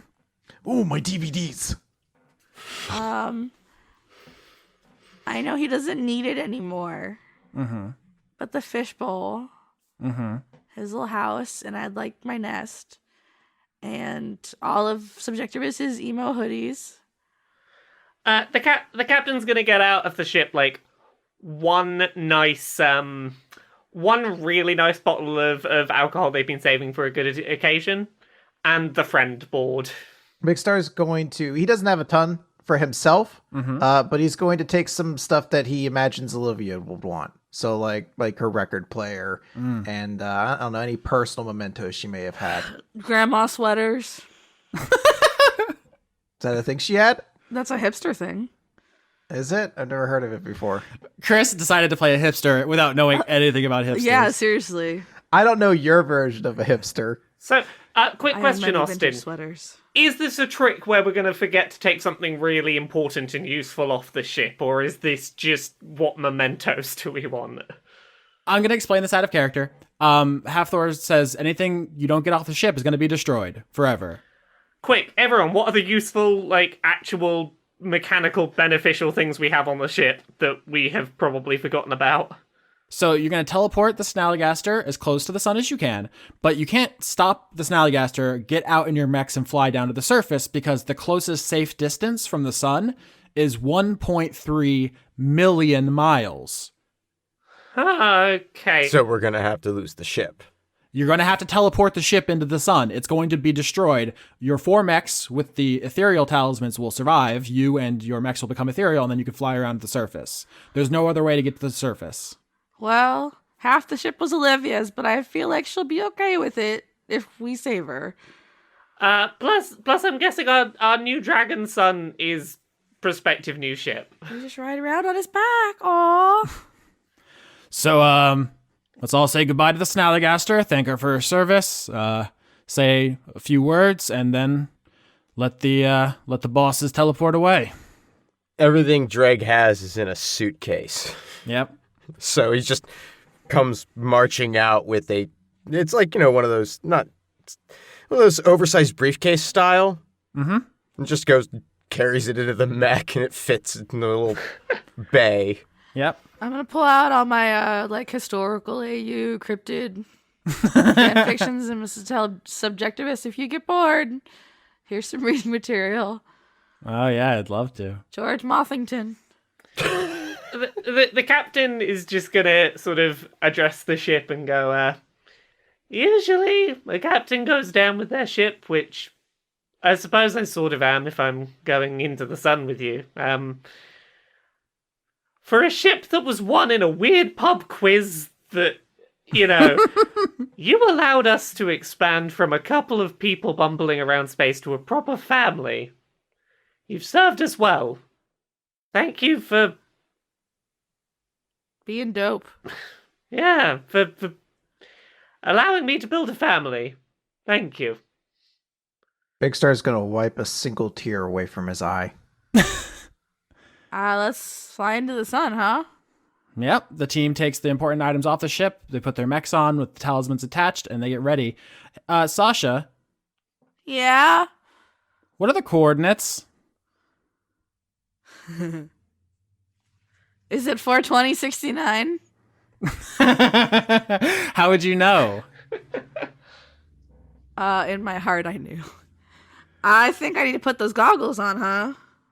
Yeah, you put the goggles on, and you look at the control panel, and you see a ghostly image of yourself punching in 42069 into the navigation panel. Okay, so let's go to 42069, people. You guys see that Sasha takes the goggles off, and both of her eyes, the blood vessels inside have burst. That's fine. This is fine. This is not fine. Be careful. Be careful, our child. Dope eyes. With the rest of the NPCs in the hive mind with Objectivists, the player characters set the Snallygaster to automatically fly up into the outer atmosphere and then to teleport to the coordinates on the Markov star, aka the sun, at which point the Snallygaster is instantaneously destroyed.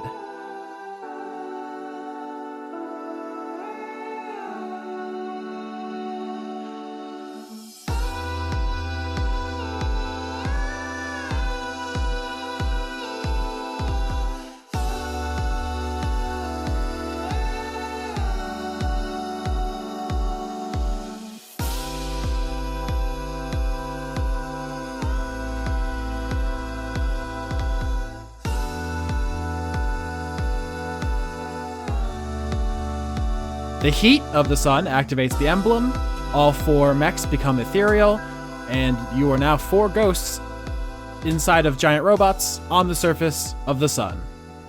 Good season. Yeah.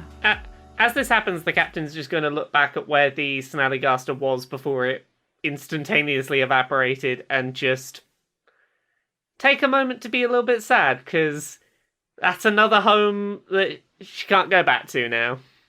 I'm gonna salute it. It's it's one place that she knew she could go back to, that there would be, that the friends would be, and it's a weird feeling for her for it to be gone. Yeah, the physics of the sun are such that there isn't like debris to salute necessarily. Like it instantaneously is crushed and explodes at the speed of light, basically. But the feeling is the same. And it's worth noting that on the surface of the sun, in addition to the incredible heat, the crushing pressure, there's just the issue of light, and you all would have been blinded while you were being killed if you weren't ethereal. Instead, you all are plunged into kind of a black and white ocean. Ooh.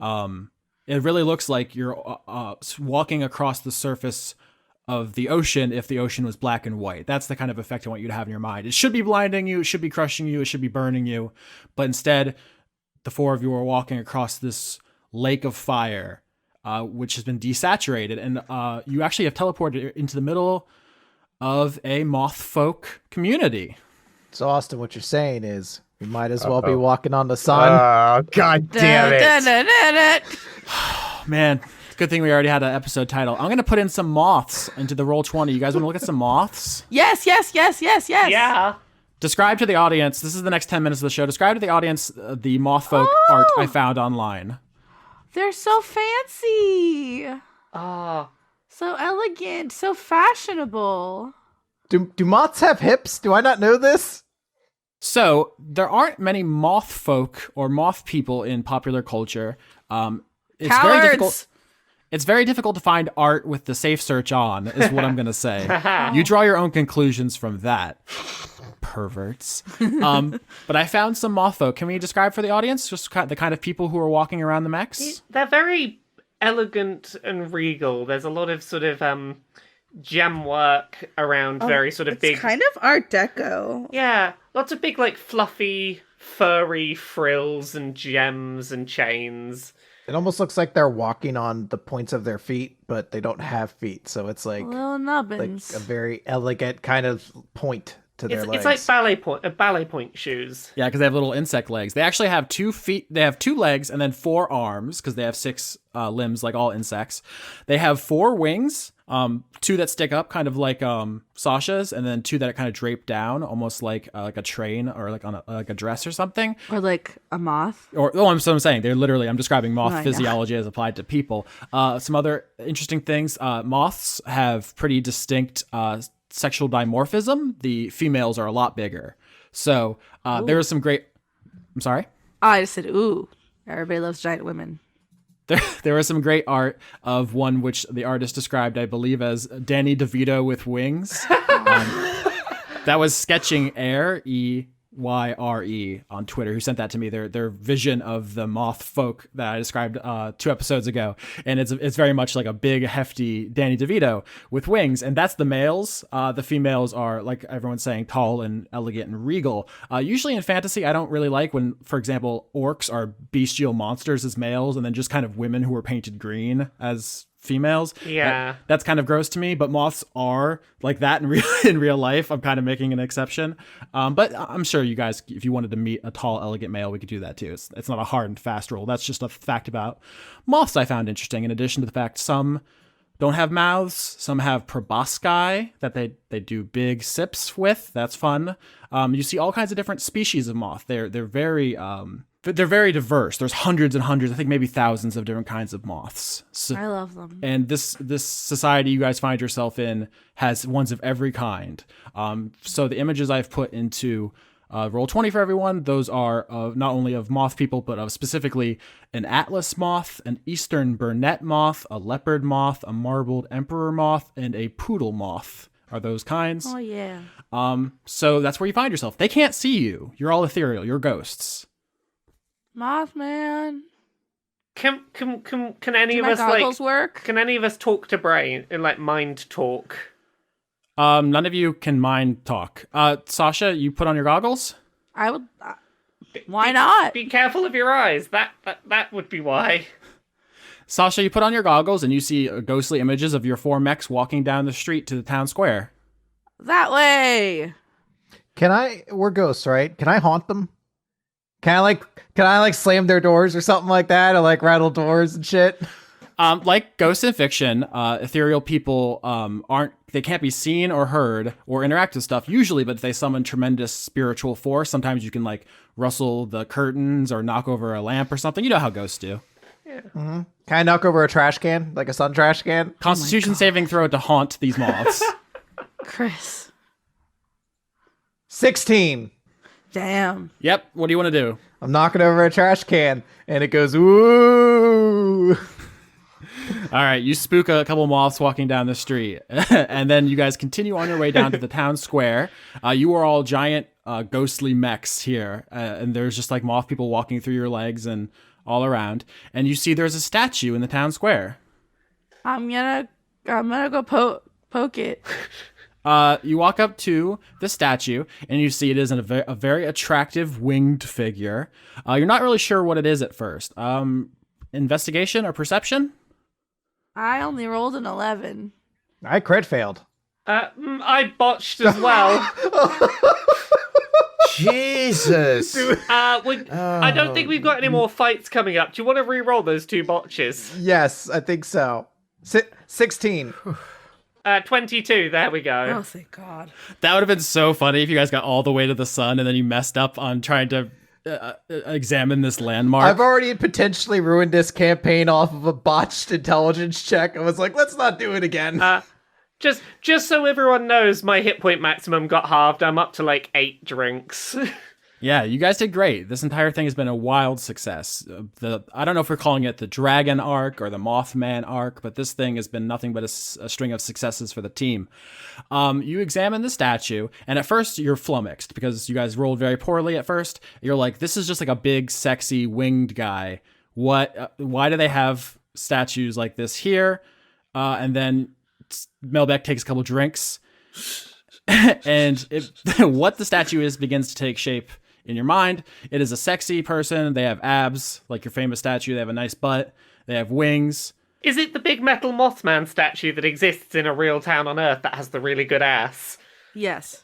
It's very similar, except for the description, the inscription on the base, which, do any of you speak elemental languages? I speak air. Deep speech, draconic, no, none of those. Orin. Primordial is a common dialect of Aquan, Orin, Ignan, and Terran. So you speak Orin, the language of the wind. This is written in Ignan, the language of fire, but you can read it because they share a lot. The inscription reads, Owl Woman. Oh, fuck. That's me. You guys succeeded on the checks. There's a statue of Sasha here. That's me. Oh, shit. When did my butt get so nice? Are you like moth famous? In the same way that the statue of Mothman doesn't really look like the moths around here, the statue of Sasha is like a very sexed up version of Sasha. It's not, that's why you couldn't tell at first, but that's what it's supposed to be. Sasha. What else does it say? It seems to be that everyone knows. Like if you saw a statue of George Washington, you wouldn't need an inscription to tell you why. It doesn't have one because it should be obvious. Sasha, are you like the equivalent of a cryptid, but for Mothman people? I want to put my goggles on again. As you go to put your goggles on, a hand grabs you and stops you. It touched us. We ethereal. Mm-hmm. Who that?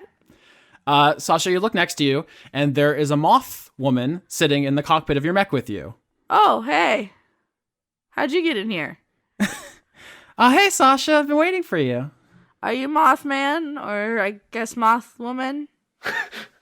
Moth person? Hold on, let's all get down here and talk. Can we get on the ground first? Yeah, let's all get on the ground. I'm really confused. Can we do that as ethereal people? Yeah, of course. Okay.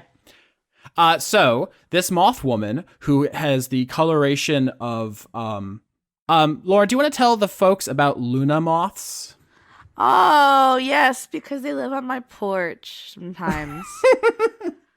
They're really big green moths. They're gorgeous. They're like a jade-ish green, and they'll have like little cute spots on them. And they're beautiful, and they only live for a week, and they have no moth. No, they are moths. They have no mouths. Mm-hmm. They live for a week, and then they fuck, and then they die. Just like me. So this woman does have a mouth. She is related to a Luna moth. The point is I wanted to get on tape. She has a beautiful green coloration and extremely large wings. So she is somehow in your cockpit. She can see you, even though you're ethereal. Very strange. She takes the goggles from you, Sasha, and just like puts them on her head, across her forehead, and climbs down out of your mech. Oh, are those yours? No, they're yours. Why'd you take them? Well, you told me to. I did? Yeah. All right, okay. Everybody, family meeting. Hi, hello. We're all very confused. Hello, I'm Ada, A-D-A. I'm a Lepidopteran, obviously. Yeah. Do you have questions? Where should we start? When did I tell you what? Oh, you will tell me. What kind of time travel bullshit is this? Oh, I'm the conduit of pasts. Okay. Mm-hmm. And so what's going on here? Oh, a lot. I mean, it's your plan. Oh. But I don't know it yet. That does complicate things. Do you want to walk to the factory, or do you want to do this here? The factory? Dagger Milk, your company. Sure. Ada leads you through the streets. You guys just leave your mechs behind. It's fine. Can I whisper something to Dregg? Yeah. Mm-hmm. Did we die and this is a giant hallucination?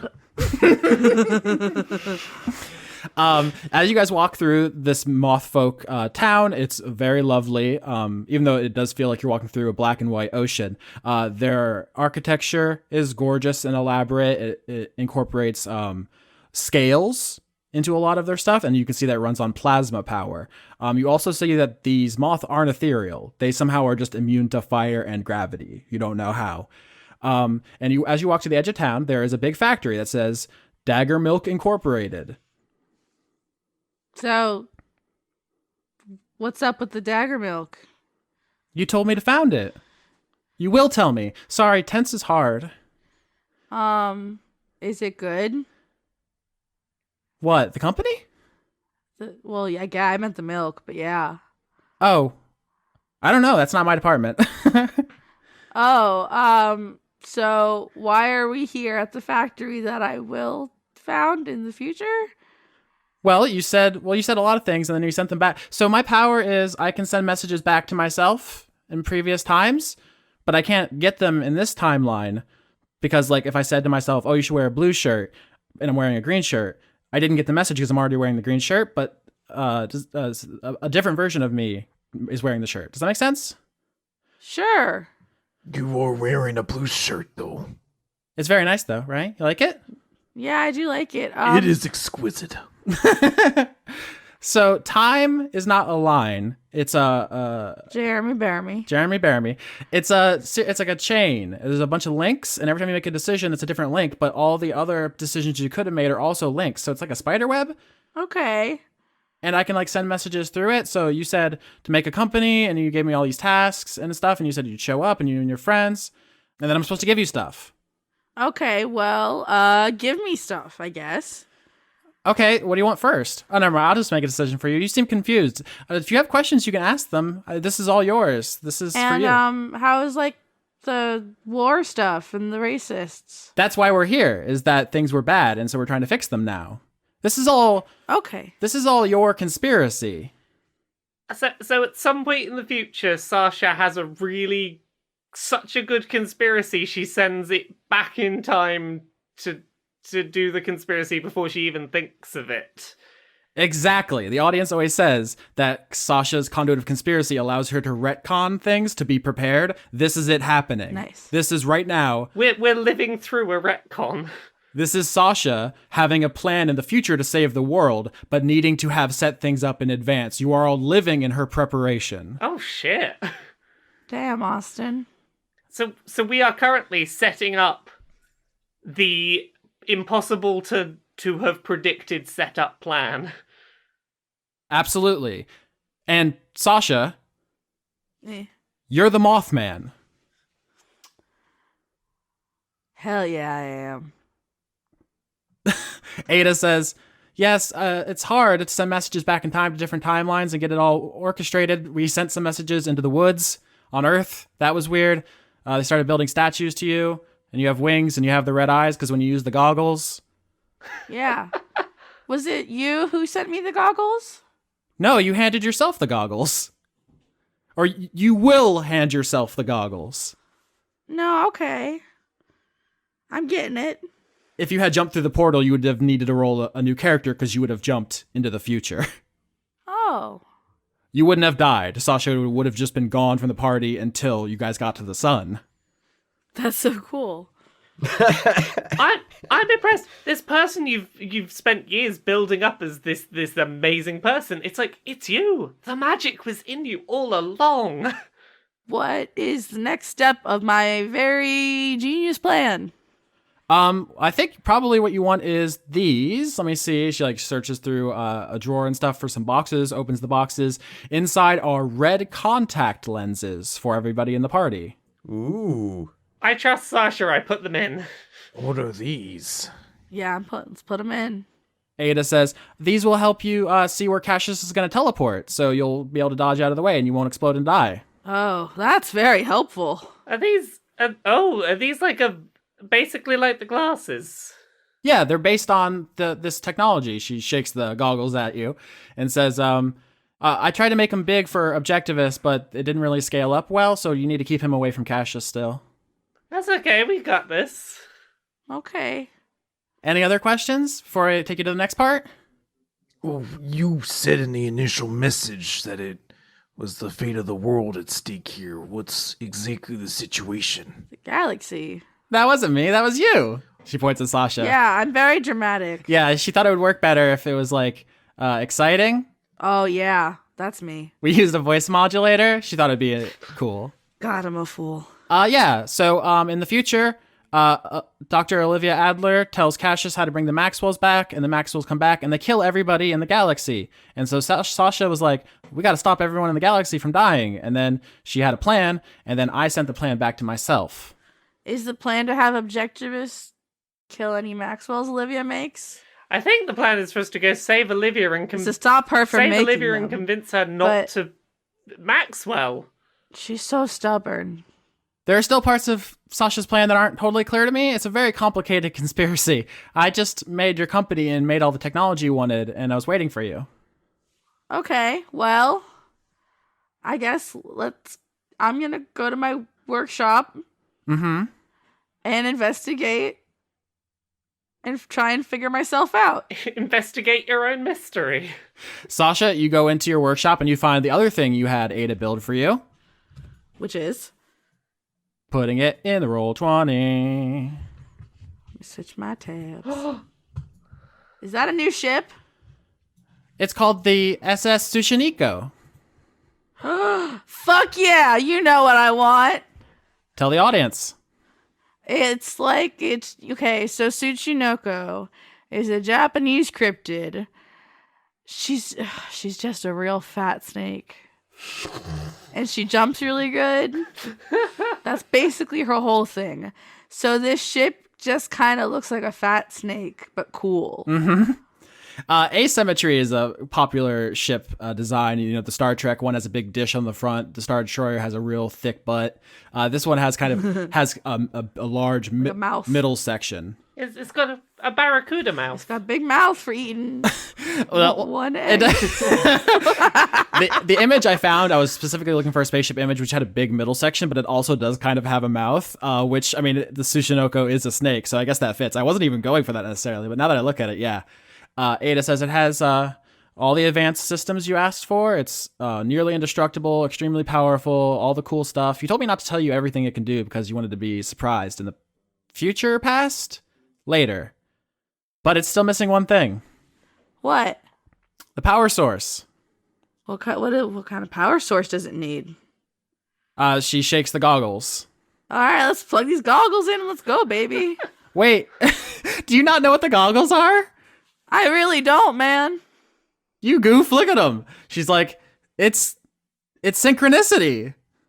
That's the form of synchronicity itself. Yeah.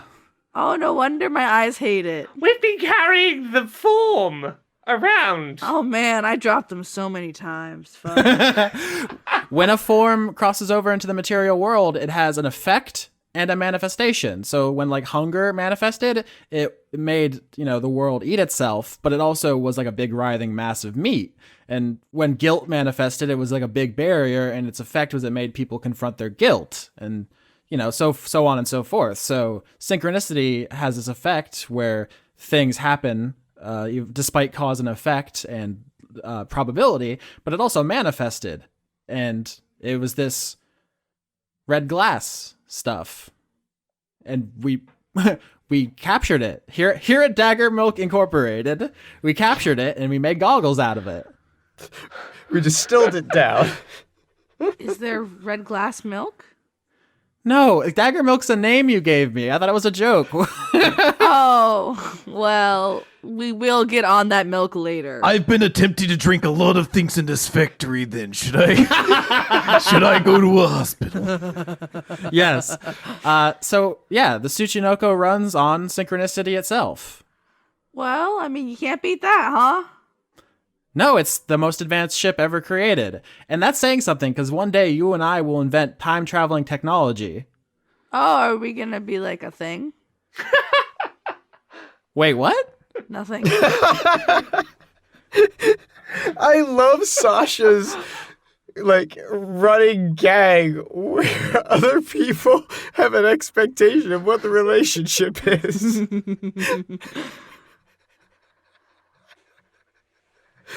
Nothing is. You have very nice wings, is all. It's very lovely hue. Oh. You didn't tell me anything about that. Is that gonna happen? I don't know. Okay, I'm embarrassed and flustered now. In the future we make a time traveling spaceship and we send it back to you. Oh, that shit. Oh, I love that thing.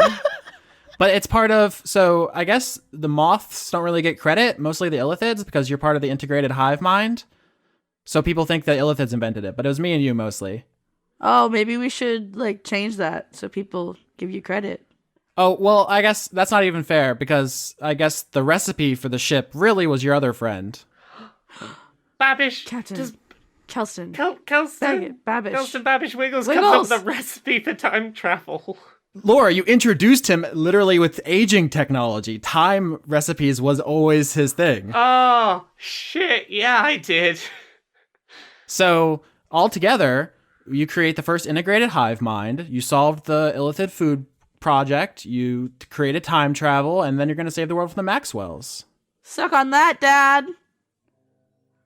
Do you call me Dad in the future? That's weird. I don't know. I could. I would prefer if you didn't. Please don't call me Dad. Can I go back in time to be the guy that invents the toilet seat? I feel like there are a lot of royalties that come with that. I stare at the stars and the sky up above and think, what am I made of? Am I full of sorrow? Am I hurt and pain? Or am I filled with love? I stare at the stars and the sky above and think, what am I? If you had to put one Nintendo character in your mouth, which would it be? Wrong, Yoshi. So, no, there's totally like this. I forget her name, but there's an Animal Crossing rhino who just is supposed to be like strawberry shortcake. Like, What? she's got like whipped cream for a horn. Meringue? Yeah, meringue. Come on, her name's even food. Well, that's not even fair. She just looks edible. That's what I'm saying. That's like saying the vanilla ice cream Pokemon. I feel like you're just mad that I came up with a better answer than you. Okay, if you had to put one credit from March 2019 in your mouth, what would it be? A barking dog. That's the first credit. You can't just read the list. I have to do the music first. Well, maybe if you wouldn't hold me hostage in the credits. I'm not. They don't know about the credits prison I've erected. They should just always assume I'm in credits jail. Okay, the music credits for March 2019 are Layton's theme, Electro Swing, an arrangement of Layton's theme, Professor Layton and the Curious Village by the Musical Ghost. Yeah, it is! She loves Professor Layton. Where the Demon Sleeps, an arrangement of Music Box from Silent Hill by Overclocked Remix, and Big Spooky. Shell West Bristol, an arrangement of Can't Say Goodbye to Yesterday from Metal Gear Solid 2 by Overclocked Remix. Wow, you sure know your music. Yep, reading a list is the same as knowing a lot about it. So that's what school taught me. Damn, got him. Got him. Executive producers. Hey y'all. For March 2019 are A Barking Dog. A Bozog Blew My Cover 2, Brent is Coming for You. Is that supposed to be read like a nursery rhyme? It's clearly like a sequel movie. Like A Bozog Blew My Cover 2, Brent is Coming for You. Also, you spelled coming weird, but not in like a sexy way. Calming. Calming. We can't just like dunk on our fans. I think they come here for us to junk. Yeah, they come here for us to junk on them. Stop it. I'm gonna junk all over you. Abigail Grace! Aboleth versus Pangolin. Pangolin wins. Did you see the Pangolin video where he's like ripping that wall apart? No, but I am already proud of him. Very strong. Aftershock, conduit of AOC 2024. Will she even be old enough to run in 2024? That's a good question. How old is she? She's 27. Oh, good. She's not younger than me. You have to be 35 to run. Maybe it's just for Congress. Anyway, Aki Savalainen, Albert West. Aaliyah, Alex Vepra. Alice in the Purple. An otter making cute gurgling noises as it eats. Can you recreate that for us? It's not like no. You kind of though. Yeah, it's really good. Andrew Birmingham. Andrew Feggie. Conduit of needing to give phonetic spelling itself. Joke's on you, Andrew, I'm dumb. Joke's on you, we needed it. Andrew Grothin. Andy Harkins. Anime Jesus. Anna. Anna, conduit of procrastination. Which one's your cat? Both. Okay. She's so she bought supportive. Anthony, patron of Dora. two. A.R. McKitty. Arachnovolt, conduit of Oscar-winning animated films and credit justice. These credits need justice. Arja Limite. Arjun de Koenig. Ashley. No, just Ashley. August Rue. Austin Shamrocksky. Austin the Possum Refugee. I'm more of a possum than I am Irish, just for the record. That's true, you're not very Irish. Not at all. Ukrainian. Austin Yorsky, conduit of Good Boy itself. I try. Austin's favorite lasagna. It never occurred to me I could have a favorite lasagna. Are there different flavors? I just feel like it's like lasagna itself. Like the perfect lasagna. Oh, they're all perfect. Like all dogs are good dogs. All lasagna is good lasagna. Austin, Penelope the cat, your queen, demands you give Lauren hugs. Okay, I do not acknowledge Penelope the cat as my regent, but I will hug. Thanks. Awesome, Yorsky. Aw, they love you. Conduit of Funk. Yeah, there's an alphabetical, so all the Austin jokes were together. It's not. I'm not that popular. It just seems like it when you put them in that order. Bo right, bitch. You can't just yell at me. Beef Swellington. That's a really good name. We just have to got me. acknowledge Beef Swellington for a minute. Uh-huh. AKA Big Star. Beef Swellington, a.k.a. Big Star. Yes. BJ, conduit of miniature giant space hamsters. So hamsters. Mm-hmm. B-Ray Echo. Birth is a curse, existence is a prison. Yo. Brady, conduit of failed murder. Just can't get it right. Brendan Williams. Brent, the guy who makes them say their really long names in the credits. Yeah, there's some competition for that. Yeah. Brett, conduit of please more weasel, please. Agreed. I'm going to try to shoehorn a weasel into every one shot. Callum, hey. Please keep being excellent. Turner. Thank you, Callum. You're not my real dad. Cameron Abbas. Candace, listen to Dice Funk. Starling. I do listen. Carter Rayner. Charlie, perpetually tired gay chocolate. Same. Chris, still bad at meme names, Walling. Oh, he tried. Christopher Charlow. Cody Jackson. Coho Bast. Condiment of cucumber itself. Conduit of flirting with Austin through credits. Do not. Do it. It makes him so uncomfortable. Do it. Here, let me bring you into my mind prison for a moment. Imagine going to your friends and family and saying, "This is my boyfriend. He's a podcaster." Did you feel that deep shame inside yourself? Hopefully I've dissuaded you. Well, I'm still a catch. That was a good joke. Kareem thinks that Smash Fiction is an excellent podcast. Please listen to it. Ooh, got an advertisement here. Oh, pay me, bit. Wait, that's how they got there. Okay. Cormac, conduit of empty carbs. Is lasagna empty carbs?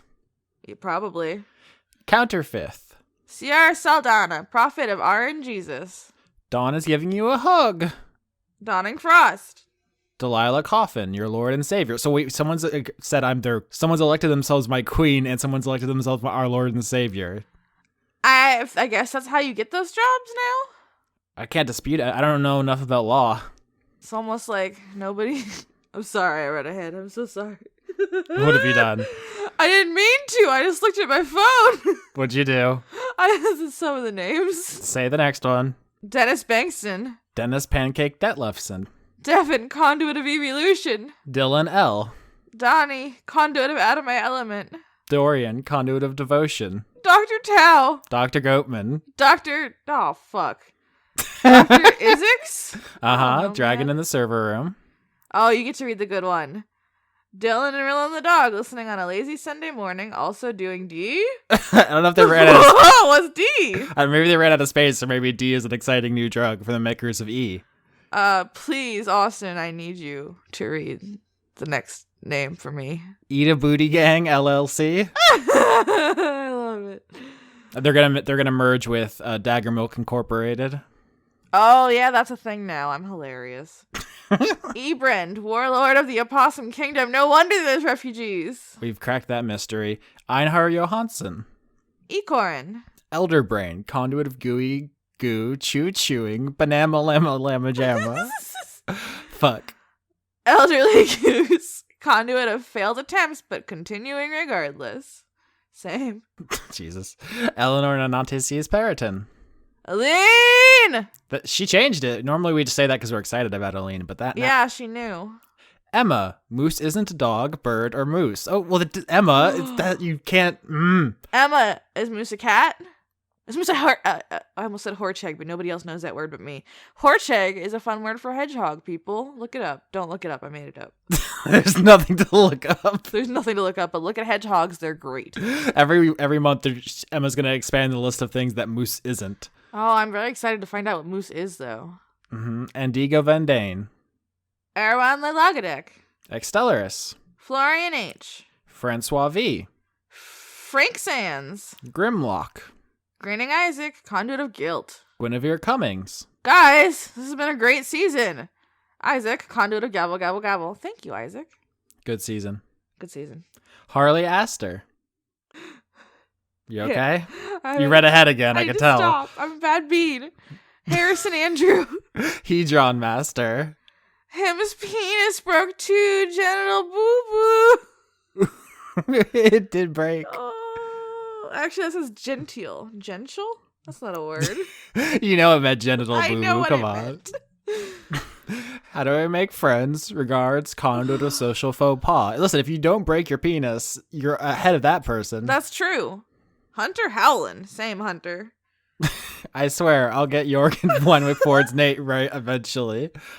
Sorry, I cannot live up to that. I will never get it right. Listen, we record this once a month. Not a good excuse. We just were No, bad. We're bad. We're bad beans. Ian Morgan. Ingmar Gremmen. Ink the Condra. Conduit of Ooze. Join me in the breeding pool. No! A breeding pool is a shockland from Ravnica. It's the Simic shockland. Oh, it sounds bad. It's good if you need green and blue mana. Nerds. Isaac, conduit of Fist Shark Marketing. Oh no, does that mean you're dead? Oh, damn. The show is dead. Ivolition. Evilisian? Like someone from Evilise, the country from Final Fantasy Tactics, maybe? Okay, fine. Maybe Lauren doesn't know about stuff. Or it could be Ivolition, and that's just their name. I'm probably wrong, but it's fine. Jade Jenkins Jollygood. I think that's Jade's weasel-themed name for the month. Is that a weasel? You didn't listen to the one shot. That's the name of the weasel from Shard Point. I have no attention span, okay? Can't you tell by how long this credits has been going on? That's true. James Neely. Jamie, New Generation. It's a new Jamie for a new year. New year, new Jamie. Janiac, conduit of touching the butt to defy the butt police. Now there's a butt warrant out for you. Are you happy, Janiac? A bolo. Butt on the lookout. I don't know. All Butts Bulletin. All butts bulletin. There we go. Okay. Jared, Golgari Lich little bro. So Jared is the little brother of Gerard, the former leader of the Golgari Guild. Is that what's happening in this one? Tell us later. Okay. Jaspel doing it Gibbler style or Gibbler. That's from Full House. Never watched Full House. Jesus. Although I somehow managed to pull Dave Coulier's name out of my asses, but you know. Well, he's famous. I guess. Okay. Lauren's big timing David Coulier. He's a nerd. Jay Logan, conduit of queerness itself. Jayish Wizard, the Wizard of Jay. Jealous Goddess cosplay. Jeff Clark. Jen. Jermaine D. Walls. Joanna the Wrench Witch. John Kerry. Not that one. John Potts. John Barnett.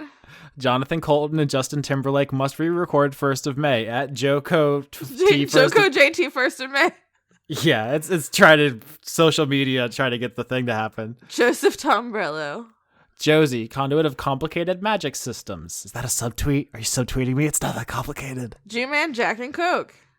Julian Phillips. Just imagine it. No, a sad owl. They did that to us last month too. A happy owl.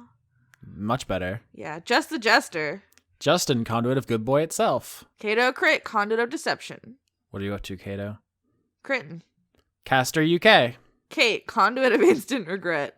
Keller Automat. Ken, conduit of finally writing this goddamn PhD dissertation. Doing better than me, Ken. Kevin Dobbins. Killer Cotton Shizno. Kinniku fan. Kitty Foe. Not thing. Corito I don't know why that made me laugh. What? Nothing. Are you being weird? No. Corito Prime. Damn it, Austin. Other Patreon creators have to read my dumb name too. I'm sure it's really interesting for them. They're like, what's this all about? What's this Austin person? It's like a fun scavenger hunt. Why is everyone beholden to this Austin? I bet somebody has to look at the fucking data and see how many times the word conduit suddenly appeared, and they're really weirded out. They're like, what the fuck? What kind of electrician, motherfucker? Yeah, the most popular electricity podcast. Christina, conduit of post-scarcity Bozog space communism itself. Let me tell you. Ideal. This is canon. The Bozogs are doing great. I would hope so. What kind of monster would have them be doing bad? They're killing it out there. Kyle Badsvik. Lana Seawolf, Lady of Bones. Levy, the goblin dude. Lindsay Goblin. Buckingham. What? Goblins. I love goblins. Goblins. Lindsay Buckingham. Lorne. March comes in like a lion and goes out like a bozog. Kates. So loud. Ah! That was so cute. Loki. Luke Powers. M. Joe, or is it Joe? Okay, stop objectifying Joe. The Cult of Gorfanax. Master Necromancer Extraordinaire, Kiefer Lowe. Matt Lakeets, conduit of Steve Dave 2.0 2020. Yeah, you know what? I'd vote for him. Matthew B. Hare. Matthew Schultz. Maximum side boob. I didn't read ahead. They got you. Majin. Melbent. Melissa Nielsen. Mel Tyke. Punduit. Fuck. Punduit of bad They jokes. got you again. Jesus. Michael Groman. Groman? Michael Hall. Michael Minkler, conduit of there's a lot more A's there. Midlife Stasis. Miko from Finland. Miles Funk, the Dice Punk, and Rose. Oh wow, Rose is such an afterthought. I thought it was like Morgan Rap. I thought it was like a and Meowth, that's right. Oh. Yeah, Morgan Rap. Mr. Willie Phoenix, Stephen Lesbian Seagull, Pooh Bear Shaker. They're just a collection of words. They're just making me say stuff now. My Valentine is postmodern artist Cy Twombly. I don't know who that is, but I love to say Twombly. It's a famous court case, too. Oh, really? I'm gonna do some Googling. Nathaniel Homan. Nicholas Dominic. Nicole Woodruff. Nina Person. I think it's just person. But if you say like a snake, it's more fun. Okay, Notorious Unemployed, conduit of Lugubrious itself. Good luck, Notorious. No. Oi, Austin. When I eat that ass, should I use a fork and knife? Is eat that ass like a thing I say that much? I mean, everyone acts like it's a thing I say constantly. I feel like you say it enough that Okay. people notice. It's either Pal, Pale Rabjerg. Paye, Paye. Paye, Rabierk. Oh, yeah, that yeah. Paul Mullen, No, we're not. Pixel Fool. Pruitt Holcomb. Puck, conduit of high-key crushing on Austin. Let's go back. Let's once again explore the moment when you've gestured towards me and say, yeah, he podcasts for a living. And then look back at your parents and see their faces. Rain Raven. Random. Conduit of Would You Like a Hug? Yeah, obviously. Have you heard this recording? I think we're doing good, but whatever. Uh-huh. Razumi Yazura. Richard G. Coles. Robert Dakin. Robert E. Calf Baker, conduit and putting hats on cats. Dude, keep up the fucking good work. Braver than the troops. S. Kearney, officially a nerdy person. Salad Child. Salubrious Tim, conduit of safe for work Sasha-based fan fiction.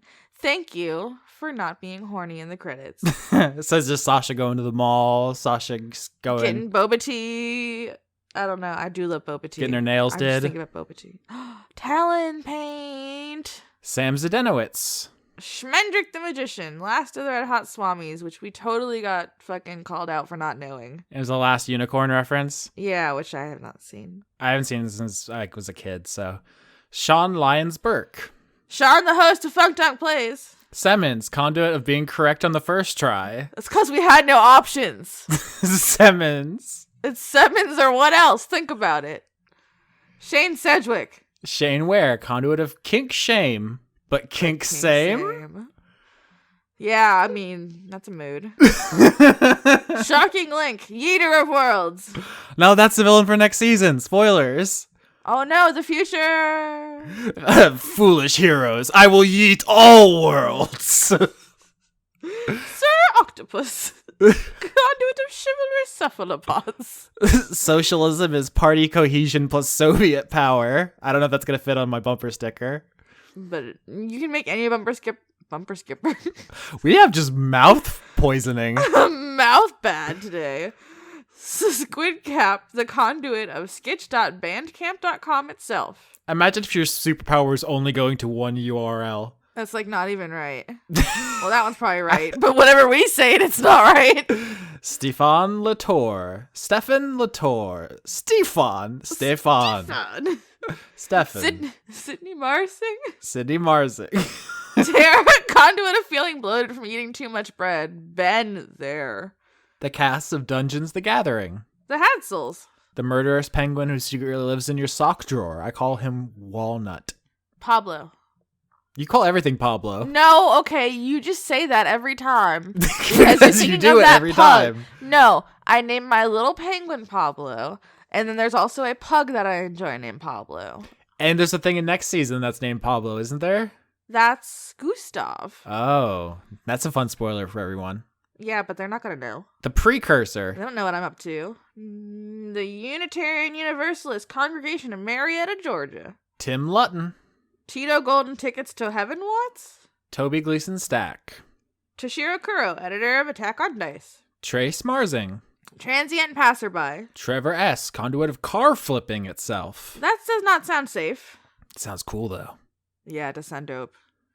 Shanus, Shard Plains Professor of Astrophysics. I think Skitch writes all these down for world building. So if you want to claim a class, get in here, everyone.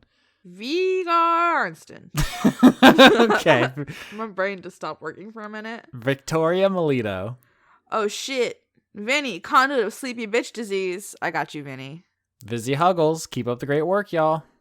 Wait, this name appears on everything I patronize. Uh-huh. Water. Whoa. Conduit of electricity and fish. Wait. Does your brain just explode? My brain just exploded. Because there's fish in there, and also it conducts electricity. It do be like that. Zephosaurus. Yam. She's just gonna do the rest of them. Zach Crenshaw. Uh-huh. Z23619 or 23619. Who cares? I care. I'm sorry, Z. Conduit of ambiguous number sequences. At least Z knows what's up. All right, I guess we're done with the credits. Let me check our timer. Let's see if we got that in a tight 10 minutes. I mean, it's better than like the hour we did last time. All right, so everyone on the show needs to be supported. You can find Chris at Weekly Manga Recap, Rolo T. patreon.com/Weekly Manga Recap. Laura K. Buzz, everywhere.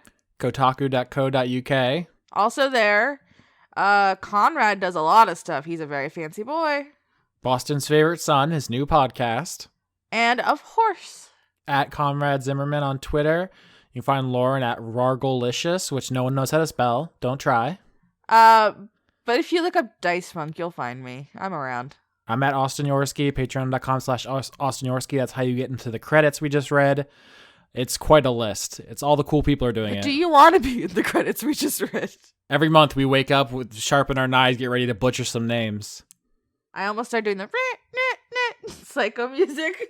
We forgot about Sketch. Sketch.bandcamp.com/sketch. Just sketch.sketch.camp.band.com.org.edu/sketch.gov.net. You should find the podcast and you should like it and you should rate it. You should give it 5 stars. You should comment. You should tell your friends, tell your dog, tell your friend's dog, tell your dog's friends. But only leave comments if they're nice, please. I'm very fragile. What else? Anything else? Pet all the dogs. Fuck capitalism. Brush your teeth. Go to bed. I'm your mom now, everyone.